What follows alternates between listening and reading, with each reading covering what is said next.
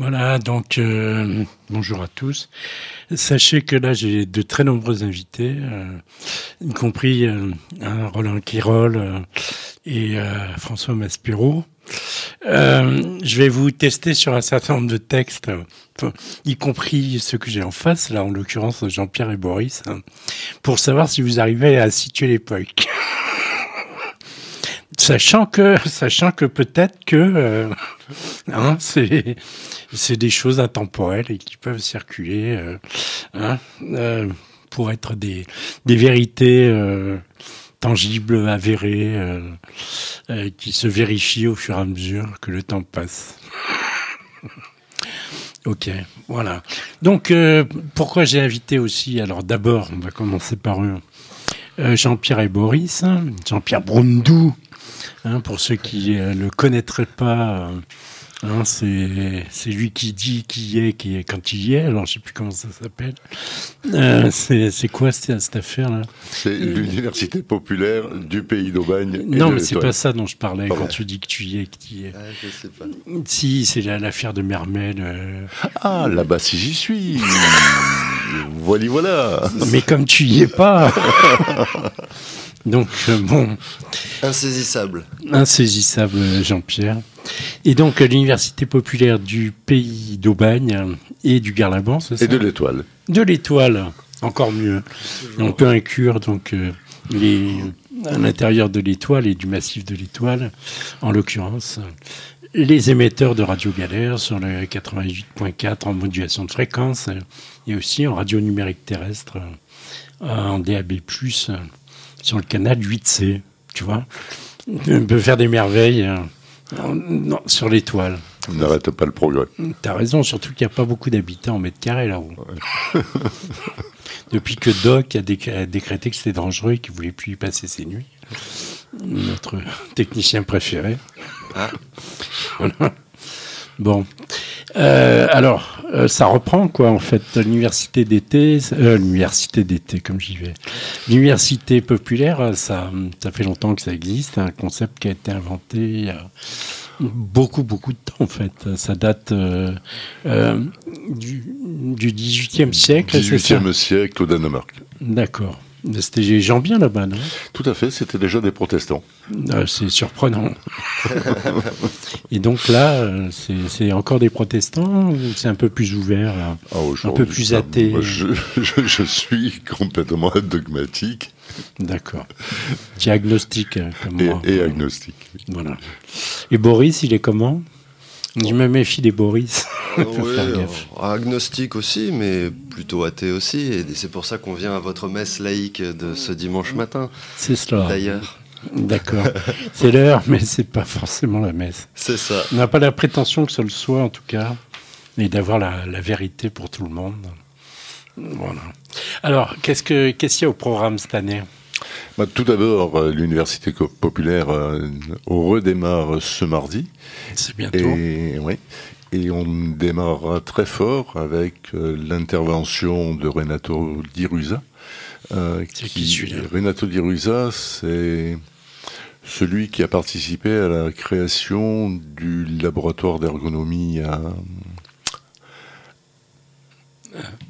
Aix-en-Provence, pardon. Oui, donc l'ergonomie, pour les gens qui ne sauraient pas ce que ça veut dire, c'est d'être bien dans son travail parce qu'on adopte les bonnes postures. Tout à fait. Donc, et qu'on a du bon matériel pour le faire. C'était ergonomie et ergologie, donc c'était comment on transmet tous ces savoirs acquis et comment on les transmet dans de bonnes conditions. Renato est un économiste, il a été pendant 20 ans directeur de l'ISERES, qui est le comité scientifique de la CGT, Confédération Générale du Travail. Ça, c'est vrai, on connaît. Ouais. Et tout le monde ne connaît pas l'ISERES. Non, je te parle de la CGT. De la CGT, oui. Mais c'est pour qu'il n'y ait pas de confusion non plus. Alors, comment on se met en bonne posture pour aller manifester, camarades? Notre L'objectif n'est pas de manifester, mais plutôt de donner aux participants et à ceux qui regardent les vidéos. Moi, c'était par rapport à la CGT, à l'appel du 12. L'appel du 12, iront ceux qui le souhaitent. Ah, tu le souhaites pas, toi? Ah, si, moi, tu es content du Macron? Moi, je devrais participer au cortège. Mais en tout cas, il y aura une conférence le 12, donc qui parlera de mondialisation et classe sociale. Donc on est quand même dans le thème. Et qui en parlera? Et le thème en particulier, ça sera Renato Di Rusa, comme vous le présentez, Jean-Pierre, avec l'intitulé de la conférence précisément, c'est comment se sont introduits des rapports inégaux dans cette mondialisation, justement. Ouais, avant aussi, il y en avait un peu. Du temps du servage. Exactement. Il y en avait déjà. La question est ouverte. Voilà. Et ensuite... Donc ça, vous m'en avez donné 2 avec le même, c'est ça? Voilà, c'est ça. Il n'y a que lui pour parler. La particularité de l'université populaire, c'est qu'on traite... On remet les plats. On traite le même sujet sur un cycle et non pas sur une seule conférence. Donc c'est deux ou 3 conférences sur le même sujet. Donc Renato traitera de la mondialisation et des classes populaires. Et puis ensuite, on aura Marc Rosmini qui viendra, lui, traiter de la laïcité et qui l'abordera d'un plan philosophique. D'accord. Bon, Marc Rosmini, c'est pas le pire des Rosmini. C'est pas le pire, c'est le fils. Il y en a une qui chante. Il y en a une qui chante. Il y en a qui a été député européen. Ouais. Voilà. C'est une grande famille. Voilà. Et puis ensuite, nous aurons Pierre Bachmann qui viendra, lui, parler du travail. Et ensuite... du travail, sous quel thème, sous quelle forme? Tripalium ou un peu évolué? La volonté de Pierre Bachmann et du groupe d'études qui travaille avec lui est vraiment de faire la différence entre ce qu'est le travail et ce qu'est l'emploi. Et on est passé de l'œuvrier, de l'ouvrier au travailleur, puis du travailleur au salarié, puis du salarié à l'employé, puis maintenant on ne sait plus quoi. Maintenant ce sont des employés ou des esclaves jetables avec ce que nous prépare. Qui sont contents de refaire le lendemain ce qu'ils ont déjà fait avec. Ouais. Et contents de le refaire encore jusqu'au lendemain du lendemain. Puis suivra un cycle porté par Anaïs Simon. Quand est-ce qu'on passe aux 28 heures par semaine de travail? Ou qu'on appuie simplement sur les boutons de l'automation, comme disait qui d'ailleurs? Merde. Le philosophe qui m'échappe là. Ça va me revenir d'ici tout à l'heure. T'inquiète. Peut-être que ça finit en Zeus. Le jour où on prendra l'argent où il est, on aura besoin de faire moins travailler les hommes. C'est ça. Et si on produit aussi uniquement ce dont on a besoin, ça pourrait aussi supprimer pas mal. Tout à fait. Voilà. Et suivra donc Céline Acker. Céline Acker. Qui est aussi une philosophe. Et qui, elle, abordera le pouvoir de la parole. Ah, t'aurais dû la faire venir. Pourquoi pas? Céline Acker, pas de souci. Suivra l'histoire douloureuse des colonies, qui sera abordée par Stéphane Rio. Et il nous parlera de colonisation et décolonisation. Oui. Et là aussi pendant 3 soirées. Il y a encore oui, il aurait pu faire ça depuis longtemps parce qu'il y a encore à faire. Il y a encore à dire, ouais. Entre le 101e département français. Ensuite, ce sera Bernard Tabuteau. Et nos colonies du Pacifique, dont on parle assez peu. Vas-y. Bernard Tabuteau, qui est un économiste. Ouais. Et qui, lui, abordera la mondialisation des échanges pendant 3 soirées, et une 4e soirée sera illustrée par le cinéma avec Gilda Béchon, qui viendra montrer... Moi, je connais Jérémy Béchon, de Manifestorien, mais l'autre, non. C'est Gilda. Donc, tu auras l'occasion de l'entendre. Et elle nous parlera du pouvoir évocateur du cinéma, donc à propos d'économie. D'accord. Et on verra rien. Il n'y a pas de film. Si, des extraits. Plein d'extraits de films. Ah, super. Plein d'extraits. Ensuite, Christina Niesoli viendra parler du travail, elle aussi. Et donc, Christina a écrit une thèse et un livre sur le travail dans les hôtels de luxe. Le titre de ce livre, c'est Du propre, et qui compare l'état des salariés à la fois à Marseille et à Bologne. Et il se trouve que le traitement de ces personnes est assez horrible. Certes, mais depuis que la CNT travaille avec eux, ils ont obtenu plein de victoires tout à fait.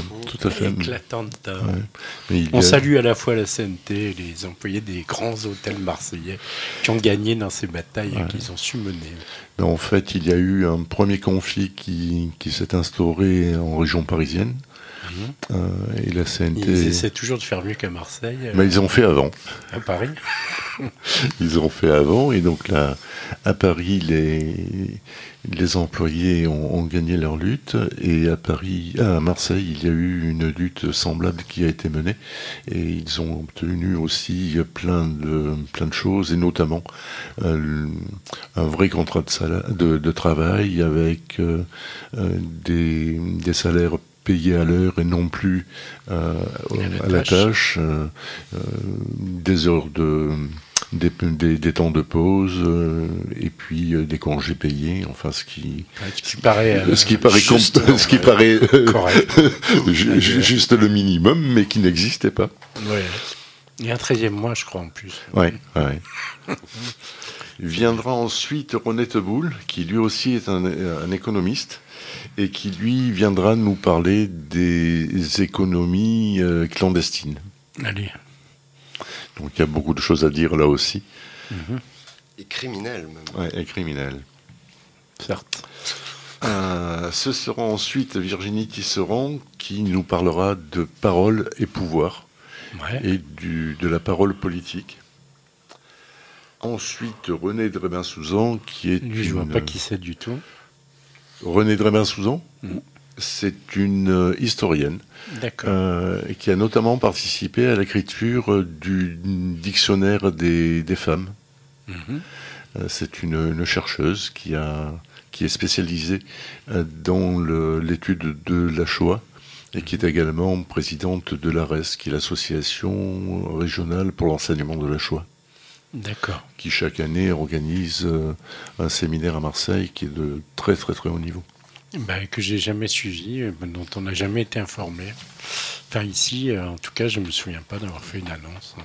Donc c'est un peu dommage. Eh bien, on va corriger ça. Je penserai l'an prochain à te prévenir. Ces séminaires se déroulent généralement tout début juillet. D'accord. Ensuite viendra Jacques Calvet.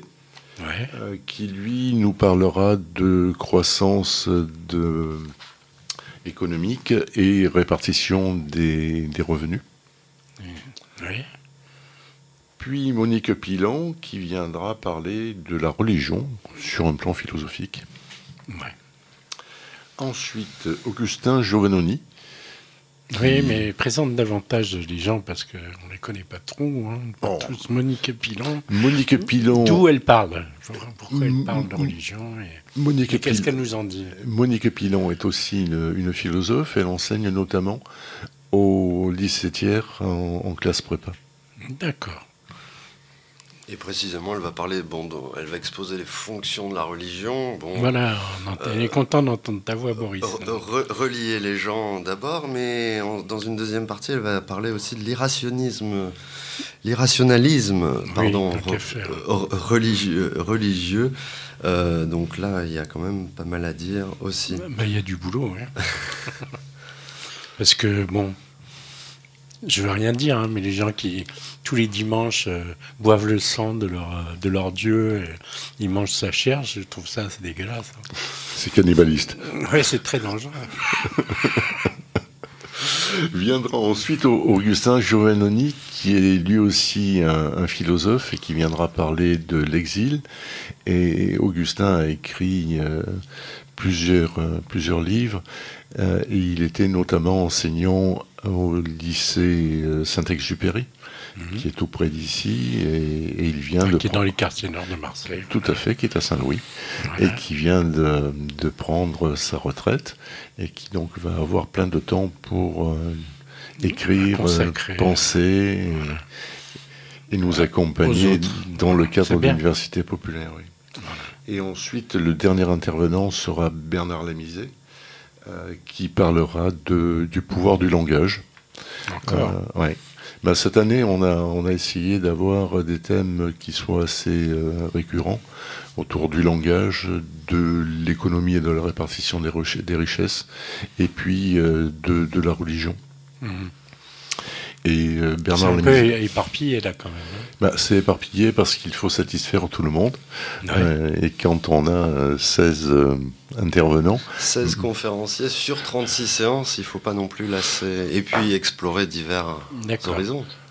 Ça va. Donc chaque semaine, le mardi, tous les mardis, vous êtes cloués à votre siège. Et ça se passe où à Aubagne alors? Ça se passe dans le lycée Joliot-Curie. Pas n'importe où, donc on se remet en situation d'apprendre. Le grand lycée public d'Aubagne, oui. Ouais. Et donc l'accueil se fait à 18h30. La conférence commence à 19h pour 1 heure et quart.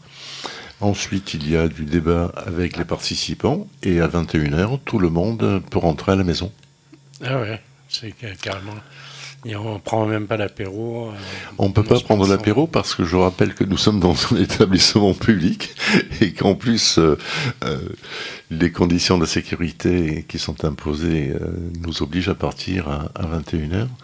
Mais on ne peut pas prendre l'apéro, mais on peut stationner à l'intérieur du lycée. D'accord, c'est déjà ça. Bon, bah merci déjà Jean-Pierre. Boris, il va falloir revenir un peu sur l'esprit général de chaque séance. Oui, voir sur l'esprit total de cette université. On y revient. Très bien. Quand ça veut.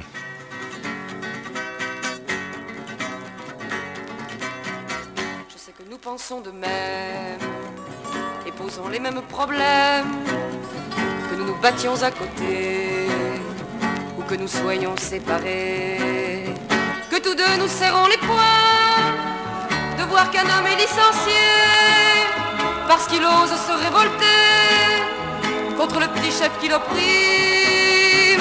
Nous éprouvons la même haine contre l'ordre et l'autorité que les mômes dans les lycées qui luttent et se font matraquer parce qu'ils refusent l'enseignement qui prétend que la liberté c'est leur avenir stérilisé dans la légalité bourgeoise, que nous ne pouvons pas nous taire quand un travailleur algérien se fait tabasser par les flics et insulter bien pire qu'un chien, et qu'il faut pour que ça s'arrête qu'on soit des milliers dans la rue, Français immigrés tous unis pour que les flics s'en relèvent plus. Nous faisons partie, toi et moi, ces gens qui en ont marre de s'éreinter à travailler au profit d'une minorité. HLM, cité dortoir, foyer bidonville ou coron, vous qui parlez du droit de vivre, vous nous faites vivre en prison. Je sais que si nous nous aimons à travers le même combat, c'est que nos révoltes sont sœurs et cognons-nous le même sang. Un sang qui bien sûr coulera, versé pour la cause du peuple, pour qu'un jour tous les travailleurs s'unissent et prennent le pouvoir. Le pouvoir, le pouvoir, le pouvoir. Ouais, c'était Dominique Grange, pour les gens qui ne l'auraient pas reconnu. Et sa voix si frêle à l'époque, elle date là, je crois, de 68 carrément. Hein, ça vous rajeunit pas. Surtout toi, Jean-Pierre. Encore, bon, on peut, pour Boris, ça va, mais... J'avais juste 20 ans. Et quand on aime, on a toujours 20 ans. Tout à fait. Comme disait l'autre dans une chanson qui date du même moment. Voilà, j'aimais beaucoup ma femme et pourtant je l'ai tuée. Le juge a dit vous aurez 20 ans. Quand on aime, on a toujours 20 ans. Ouais. Voilà. Donc, sauf, bon, on rappelle à l'époque, non, ça c'était pas 68, c'était 76. À l'époque, on pratiquait encore la peine de mort. Ouais. Voilà, donc Boris, vas-y. Je suis né à ce moment-là, moi d'ailleurs, et heureusement, donc on en est sorti. L'université, bah écoutez, c'est un moment privilégié quand même de recevoir donc des conférenciers de cette quand même de cette teneur, des chercheurs, des gens aguerris qui ont envie de transmettre. Dans cet espace de liberté très sympa, qui est l'Université populaire d'Aubagne, où on se redonne le temps d'apprendre et de se reconnaître, de connaître des choses, et donc de grandir. Comme on l'a titré sur notre communication cette année, il s'agit du savoir réapproprié. Moi, en sortant de mon cursus universitaire, qui était technique pour autant, mais j'ai senti un grand vide en arrivant dans le marché du travail, un grand vide de savoir, de connaissances. Plus beaucoup de choses ne se passaient au travail. On est tous happés par le roulement de la vie. Et donc, voilà, cet espace-là où des gens viennent nous donner des choses communes à tous, et nous les rappeler, au forceps, nous les faire rentrer en répétant, en rabâchant sans cesse, c'est très très important. Et moi, j'ai retrouvé donc depuis 3 ans, depuis sa création, où je suis Jean-Pierre, où il m'a fait l'honneur de venir, peut-être même 4, effectivement, on a fait 3 ans et demi. Voilà, c'est cet espace, c'est ce temps privilégié où on arrive donc à se reconnecter les uns aux autres et à l'histoire de notre monde, de notre pays, de notre culture, de notre parti, peu importe, quelle que soit sa chapelle. Voilà. Et donc, c'est de se poser des petites questions. On n'a pas tous des chapelles. Non, mais quand même... Comme dirait Renaud, chacun a son drapeau et même le drapeau noir est un drapeau. Donc bon. Ouais, non, mais il y en a qui n'en ont pas du tout. Peut-être. En tout cas, à l'université, on continue, malgré nos âges et le temps qui passe, à s'interroger pour s'émanciper. Quel âge ça te fait, Boris ? Moi, j'ai bientôt 42. Et oui, puisqu'il avait 20 ans. Voilà, moi en 76. Moi, je suis... Non, moi, j'avais 1 an en 76. Ah, pardon. Voilà, voilà, donc cette transmission de savoir, moi, m'a comblé, malgré quelques lectures, mais qui sont difficiles à faire chez nous seuls. Là, on est ensemble, on nous sert le savoir, et moi, j'ai trouvé ça parfaitement à mon goût, en posant des grandes questions. Comment nos savoirs peuvent améliorer nos vies ? Par quels moyens, et puis jusqu'à arriver... Non, mais tu peux le dire, j'imagine que tu écoutes quelqu'un et ça te donne envie de lire autre chose aussi, peut-être. Oui. Déjà de comprendre ce qu'il dit, et oui, oui, et après c'est un collier de perles, effectivement. Vas-y. Il nous en file. Allez, je vous en donne une. D'ailleurs, coucou à ma petite perle, Poéma. C'est aussi important de rappeler que cette université populaire est ouverte à tous, sans aucune condition préalable. On n'est même pas obligé de payer. Tout à fait. C'est gratuit. Et il n'y a même pas besoin de s'inscrire. Et ça n'est pas diplômant, donc on y vient. C'est super. On y vient pour apprendre, pour le plaisir d'apprendre. On n'y vient pas pour le concours, pour la compétition. On est vraiment dans un autre environnement. D'accord. Bon, vous voulez que je voulais, parce que je sens que vous avez envie de partir, mais il n'en est pas question. J'avais un petit truc, là c'est rigolo, donc c'est Roland Quérol qui a écrit ça, donc on le voit souvent à la télé, hein, le mec, c'est celui qui dirige CSA. Et avant de diriger CSA, il a pondu quelques bouquins, hein, sur les médias, par exemple, avec des remarques qui ne sont pas complètement idiotes. Ce que je vais vous demander après, dans la foulée, c'est de me dire de quand ça date. D'accord ? Okay. Tu entends, Boris ? Okay. Tu écoutes ? J'écoute. Alors, je ne dis pas. Un sondage effectué par l'Institut CSA en bip pour le compte de l'hebdomadaire La Vie, ça dit quand même quelque chose, hein, parce que ça fait un moment que ça n'existe plus, a révélé ce qu'est, dans le public, l'image nouvelle du journaliste, confirmée depuis par plusieurs enquêtes. Selon la majorité des répondants, les journalistes français résistent plutôt mal aux pressions, qu'elles viennent du pouvoir politique ou plus encore de l'argent. Ils se préoccupent plutôt, dans la presse écrite et plus encore à la télévision, la radio apparaissant ici plus valorisée, de rechercher la nouvelle choc et le sensationnel que d'informer le public le plus sérieusement possible. Pour une nette majorité des Français, les journalistes sont courageux, compétents et sérieux.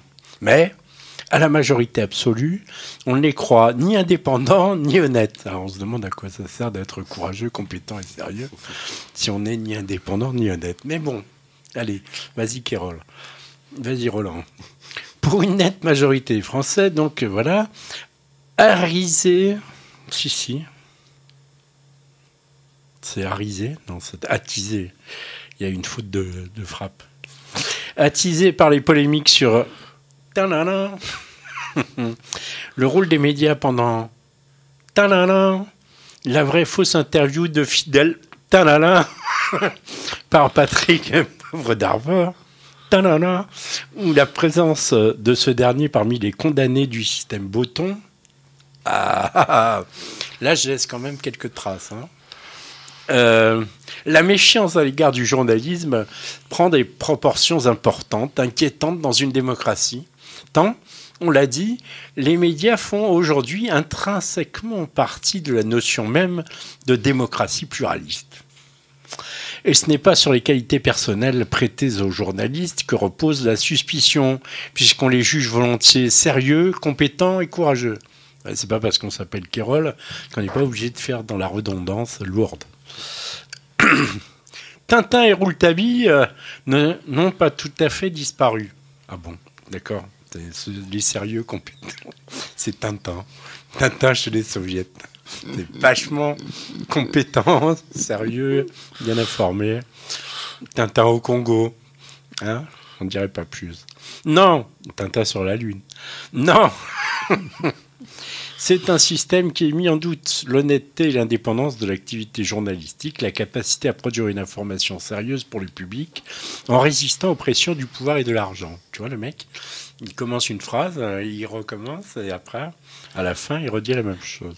Ça veut dire que c'est pas relu, quoi. Bon, c'est pas grave. Une fois n'est pas forcément coutume. Rendons grâce ici à l'opinion publique. C'est voir comme il devient grave. Elle a bien senti, bien compris, que le mal ne vient pas d'un manque de dons ou de qualités individuelles, mais bien du fonctionnement d'un système.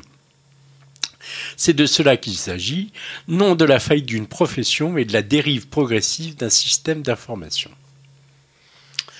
Alors, tâchons d'en examiner les caractéristiques. Il semble que la situation actuelle renvoie à deux séries de facteurs. Bonjour à Poste. Une accentuation de contraintes anciennes, de limites anciennes à la fonction d'information des médias, et puis l'adjonction de traits nouveaux apparus dans la période récente. Tu vas voir ça, pas triste. Donc, limite intrinsèque à la fonction d'information. Hein, c'est un sous-titre qui renvoie à un nouveau paragraphe. Au titre de l'accentuation de contraintes anciennes, je me bornerai à mentionner trois phénomènes. Allez, allons-y. Les médias sont censés être une fenêtre sur le monde, sur la réalité. Ils sont censés nous informer en permanence sur ce qui se passe dans le monde. Or, première limitation, le rôle des médias n'est pas de décrire la réalité, mais de diffuser des nouvelles sur des événements. Et c'est évidemment assez différent. Eh oui, on reconnaît que là, il n'y a plus Albert Londres dans la course, ni Rouletabille. D'ailleurs, surtout pas Tintin, parce que lui... Bon, l'objet de la quête médiatique, c'est au sens de la tragédie classique, la péripétie, l'événement susceptible de modifier le cours de l'action. Or, l'addition des péripéties ne constitue pas forcément, et pas du tout, un compte-rendu de la réalité, évidemment. C'est l'art d'enfoncer les portes ouvertes.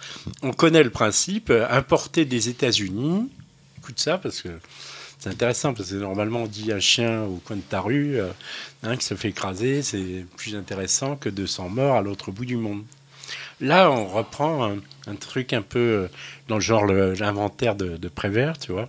Un chien qui mord un évêque, ce n'est pas une nouvelle. Un évêque qui mord un chien, ça, c'est une nouvelle. Pourtant, sans doute, la vie sociale connaît-elle plus de cas où des chiens mordent des évêques que le contraire.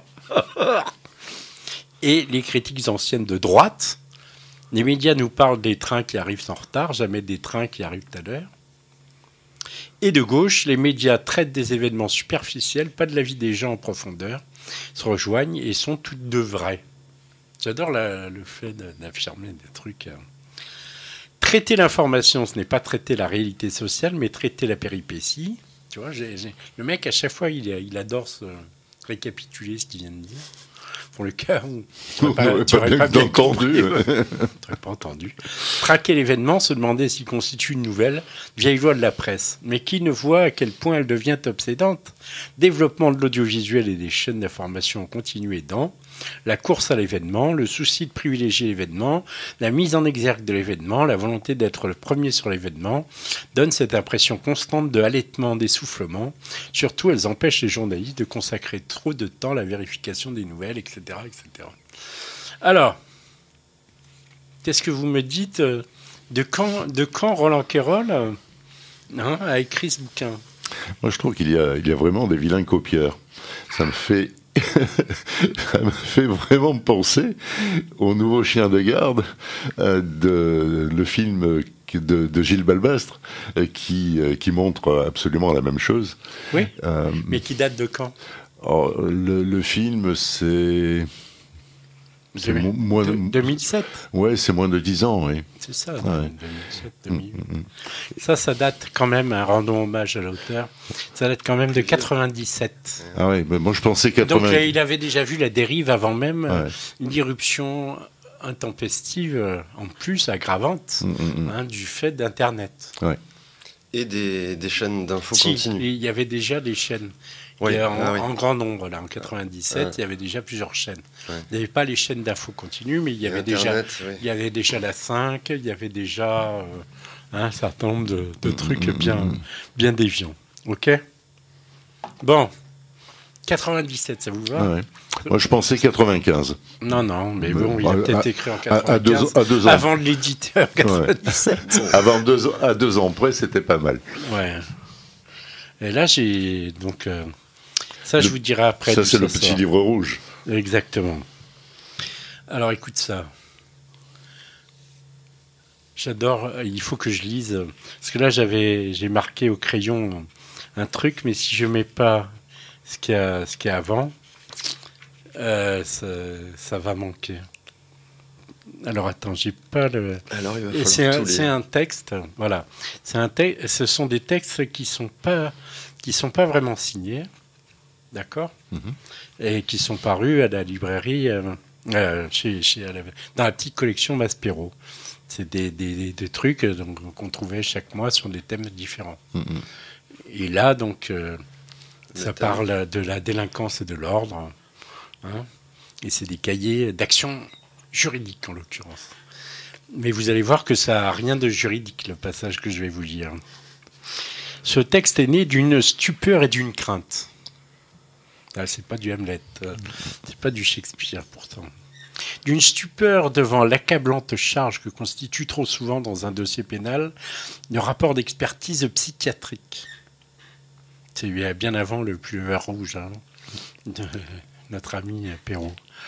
D'une crainte devant les conséquences parfois dramatiques de ces avis médicaux, conséquences qui excèdent largement la phase judiciaire du procès. Justice et psychiatrie sont de plus en plus imbriquées l'une et l'autre. C'est là normalement que je devais commencer. C'est pas l'une et l'autre, c'est l'une en l'autre.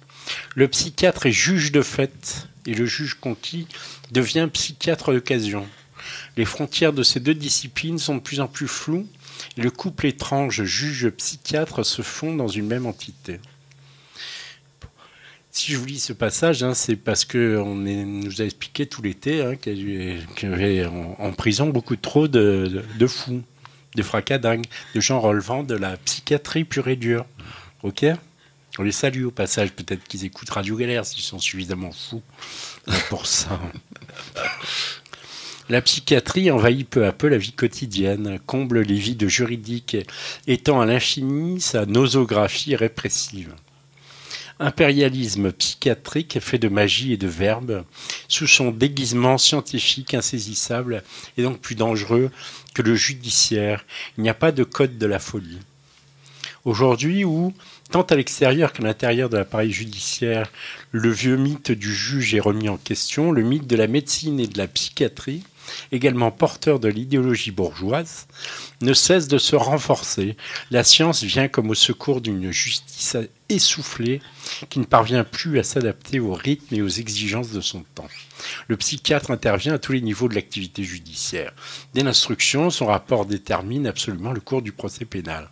Par le non-lieu, s'il conclut à l'irresponsabilité sur le fondement de l'article 64 du Code pénal, non-lieu suivi d'un internement administratif derrière les murs quasi infranchissables des asiles et pour une durée toujours inconnue, par un réquisitoire additif ou supplétif qui conforte ou complète celui du procureur, enfin par la mise en place d'un système de récupération psychiatrique du délinquant fiché comme prêt, presque ou un peu fou, et pourchassé comme tel dès sa sortie de l'appareil judiciaire et carcéral. Mais le monde clos de la justice et de l'asile ne suffisent plus aux ambitions grandissantes de la psychiatrie. Elle étend sa domination hors de ses enceintes réservées et jette partout son emprise tentaculaire.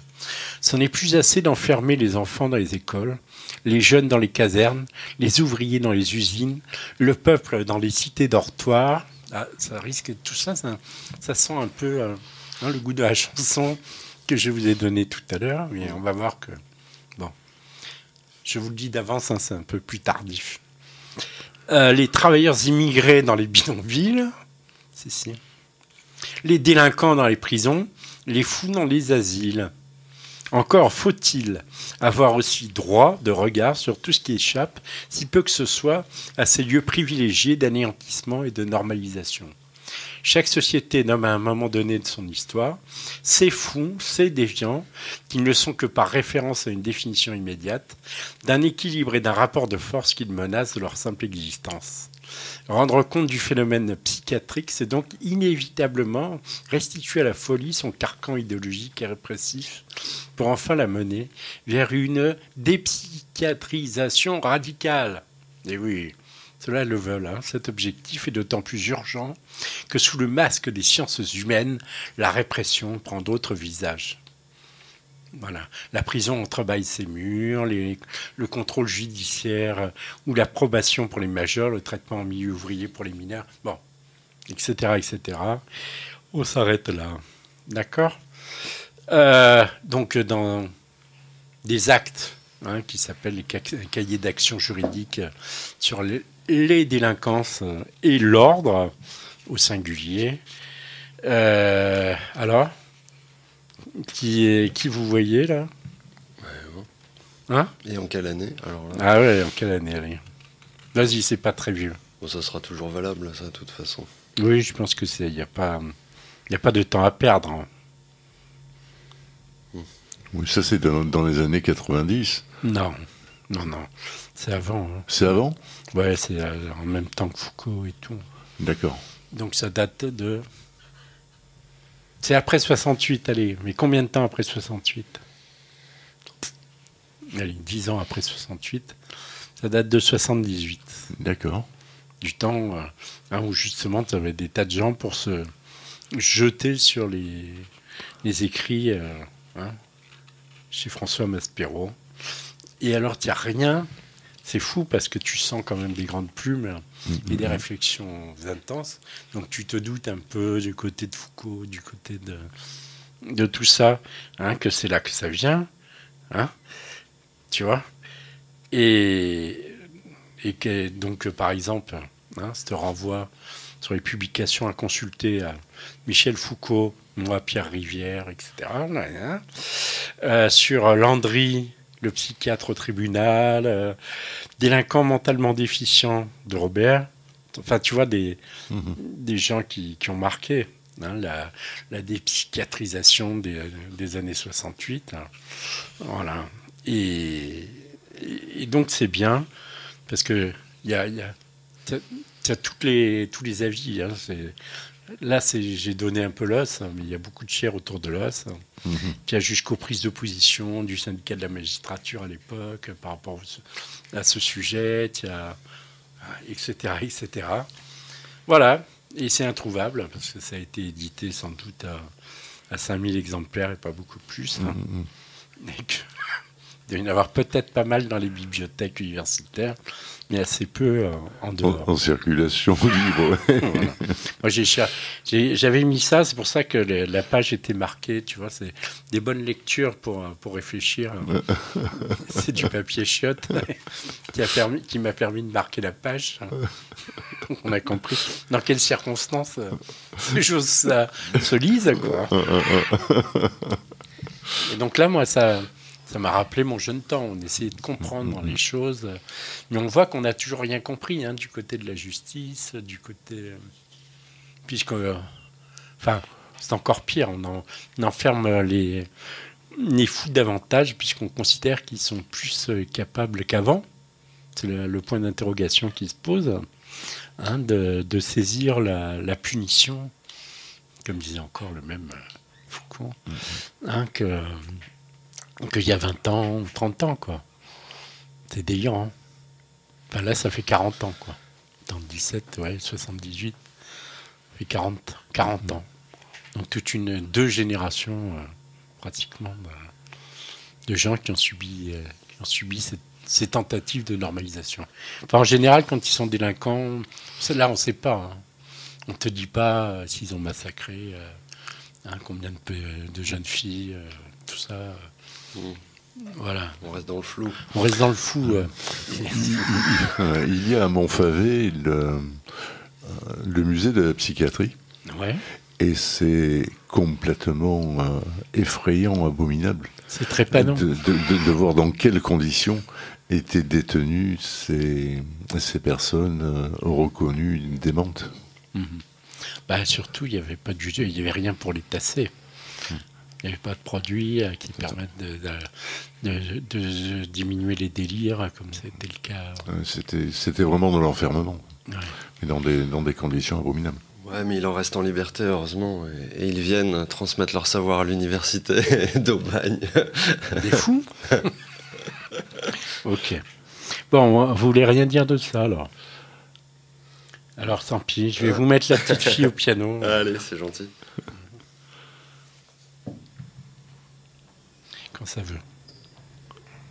Vas-y. Ah, il faut l'applaudir avant. On n'avait pas compris. Sinon, il ne vient pas. Bravo.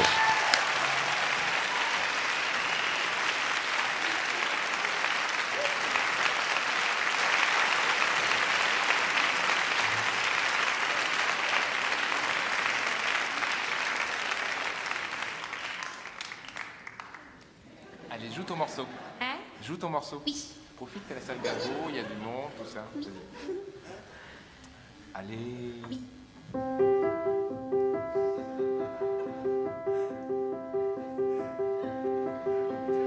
J'ai de longs cheveux dans le dos, mi, mi, mi, sol, fa, mi, ré, do.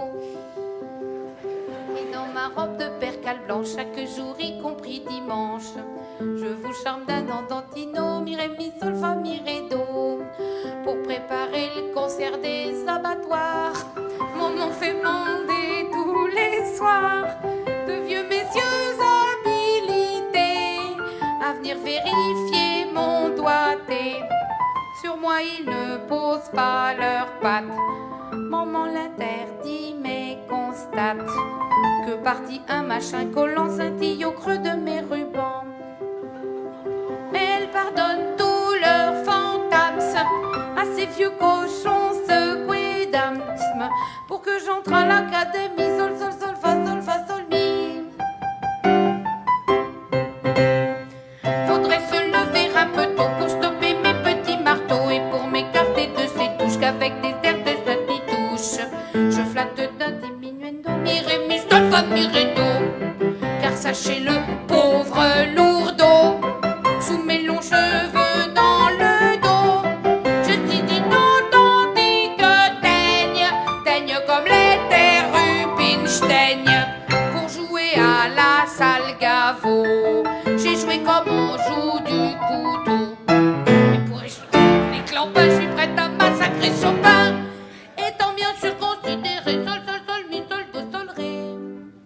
Qu'on pardonne tout comme dit maman à cause de mon tempérament. On me dessert de petits tranviers, de petites bûcheronnes du clavier, mais je me fous bien des remarques des puristes et des aristarques. Moi j'ai mes aficionados, mi ré mi sol, sol, sol, sol, dos. Je jouerai au sein des combats, kamikaze sur mon Yamaha. Je jouerai pour vos faux prophètes et je jouerai pour vos défaites. Je jouerai pour vos dictateurs, je jouerai quand vous aurez peur. Car on a besoin de virtuoses à l'heure où la bombe explose et déchaînant mes sentiments. Je jouerai pour vos enterrements. Qu'une petite salope, la famille Rémi, pa, pa, pa, pa, pa. Vas-y, pousse les petits doigts, vas-y, descends,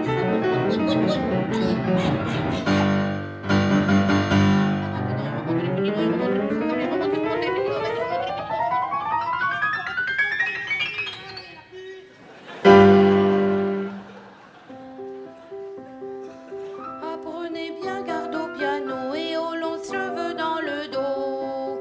Prenez bien garde aux robes blanches qui la semaine et le dimanche vous charment d'un andantino. Mi, mi, mi, sol, fa, mi, ré, do. Mi, mi, mi, sol, fa, mi, ré, do. Mi, mi, mi, sol, fa, mi, ré, do. Solo!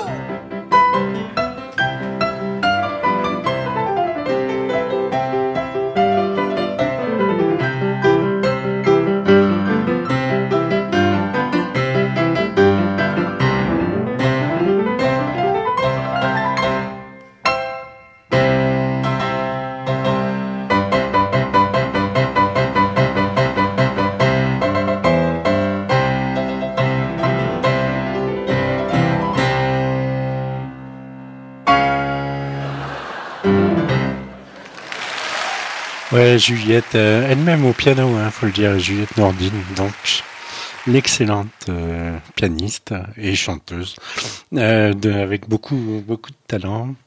Et c'est encore mieux avec la vidéo, enfin, je vous le dis. Là, on le voit pas parce que dans le morceau que j'ai récupéré sur Internet, il y a juste l'image fixe du film, dans lequel ça... du disque dans lequel ça paraissait, voilà. Et voilà. Et donc, il va falloir conclure cette partie en compagnie de nos amis, à moins qu'ils aient envie encore plein de choses à dire, Boris et Jean-Pierre. Bon, on pourrait parler de la situation politique. Elle est grave. Oui. Les gens sont vraiment très cons parce qu'ils ferment leur gueule. Enfin, on va voir ça à partir du 12 et grâce à le 23.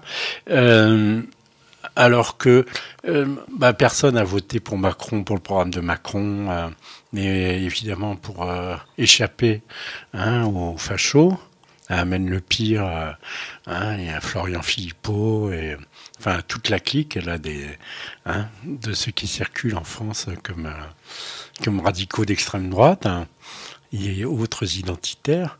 Donc on a échappé à ça, mais Macron, c'est un peu le Chirac de 2002, quoi.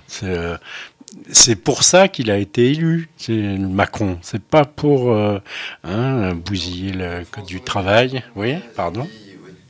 Parle dans le micro parce que je t'entends pas. On aime bien les anguilles en France. Les anguilles. Oui, des gens qui se faufilent un peu partout, dont on sait à peine ce qu'ils pensent. Et c'est aussi ça la politique. Et c'est comme ça que Chirac est passé comme Macron. Voilà. Mais bon, Chirac, il avait dit qu'il allait réduire la fracture. Mais Macron, il a dit même pas, au contraire. Il n'y a plus besoin. Oui. Non, rappelle-toi, il nous faisait bouffer des pommes à l'époque. Ouais, puis Chirac avait un vrai parcours politique avant d'être... c'est ça, il n'avait pas 42 ans. C'est ça. Alors que là, on a quelqu'un de très surprenant. Évanescent, au niveau intellectuel. Je crois qu'il est en train de mener des expérimentations, quoi. Il doit se demander jusqu'où il peut aller. Ouais, c'est ça. Bon, enfin, de toute façon, c'est pour dire, on a déjà vécu ce type de situation. Bien sûr. C'est pas celui pour lequel on a... celui qui était lu et pas celui qu'on aurait aimé voir. Ou qu'on a choisi. Bon, moi, je me rappelle quand même aussi, ça fait partie du jeu et du vieux, de 80... où tu avais des gens qui étaient là, c'est la gauche, ça va venir, tu vas voir un peu, ça va être la révolution. Moi, je leur disais, vous n'avez pas trop lu, parce que Mitterrand, ça fait 40 ans qu'il est en politique, et il a fait ci, il a fait ça, et on ne savait pas encore tout, tu vois. On n'avait pas, tu vois, on mettait un doute sur la Francisque, on se disait, il n'a pas forcément mérité, bon. Mais en fait, il avait mérité. On ne savait pas tout ce que Pierre Péan a pu nous montrer sur les années 36, où là, carrément, le même mec, il a débuté, mais carrément à l'extrême droite de la droite, en fustigeant, en faisant des manifs contre les professeurs juifs. Voilà. Mais il n'y avait pas que ça. Ça, on ne savait pas. Bon, du coup, il a fait un grand parcours politique, alors, s'il est parti de là. Oui, c'est ça. Ouais. Il a fait... Au sens long, quoi. Voilà. On se souvenait surtout de lui en tant que ministre de l'Intérieur et puis de ministre de la Justice sous la guerre d'Algérie. Et qu'il y a des gens qui avaient le courage à l'époque de nous le rappeler. Y compris dès qu'on a eu une radio à peu près construite, des gens comme Jacques Jurquet n'avaient pas oublié comment on avait pu condamner à mort des militants communistes en Algérie, et qui sait qui n'avait pas accordé la grâce, tu vois. Après, et qu'il avait dit, par exemple, sur les colonies, puisqu'on en parlait tout à l'heure, que l'Algérie, c'était la France, et que la seule conciliation, je ne sais plus ce que c'était, la seule solution, c'est la guerre, quoi. Voilà. Donc, bon, le mec, après, bon, il a pu varier, mais pour autant, donc, c'était ce personnage-là, dont personne ne rappelait le passé. C'est ça qui était hallucinant, qui venait au pouvoir. Alors certes, par rapport à Macron, c'était un érudit, c'était un mec qui savait écrire, tu vois. Ouais, mais Macron a l'avantage de pas avoir de passé politique, donc résultat, des gens comme vous, on peut rien dire sur Macron. C'est ça. Ouais, sinon qu'il s'inspire lui aussi de l'histoire, parce que j'entendais ce matin qu'il prévoit un nouveau train de privatisation des entreprises publiques. Non. J'entendais ça ce matin à la radio. Déjà, on en avait déjà pas mal. Il n'y en a plus beaucoup. Ouais. Et je crois qu'il va finir de vider le bas de laine. Ouais. C'est absurde parce que... Enfin, c'est terrible, parce que ça vise à donner à quelques particuliers on va dire les commandes de l'économie. Bien sûr. Alors que il y aurait besoin d'un État plus présent, De davantage de services publics, de davantage d'impôts pour financer ce service public. Voilà, parce que quand tu fais des dividendes à Renault et qu'il y a 51% des parts qui sont à l'État français, tu te dis, bon, ben, on n'a pas tout perdu. Même si on perd beaucoup, mais déjà ça. Voilà. Mais s'il revend tout, bon, évidemment, il n'y aura plus rien. C'est comme le coût des autoroutes. Exactement. Là, tu donnes à Vinci sans récupérer quoi que ce soit. Alors que c'était une poule aux œufs d'or. Absolument, et que ça continue à l'être. Tout à fait. Mais pas pour l'État. Mais on a fait la même chose avec la Poste et la privatisation de la livraison des colis, qui sont maintenant Chronopost et plein d'autres filiales dont on ne connaît même pas le nom. Ouais. Donc on a dépouillé l'institution publique de ce qui était rentable, puisqu'aujourd'hui on envoie moins de lettres, on utilise davantage le courriel.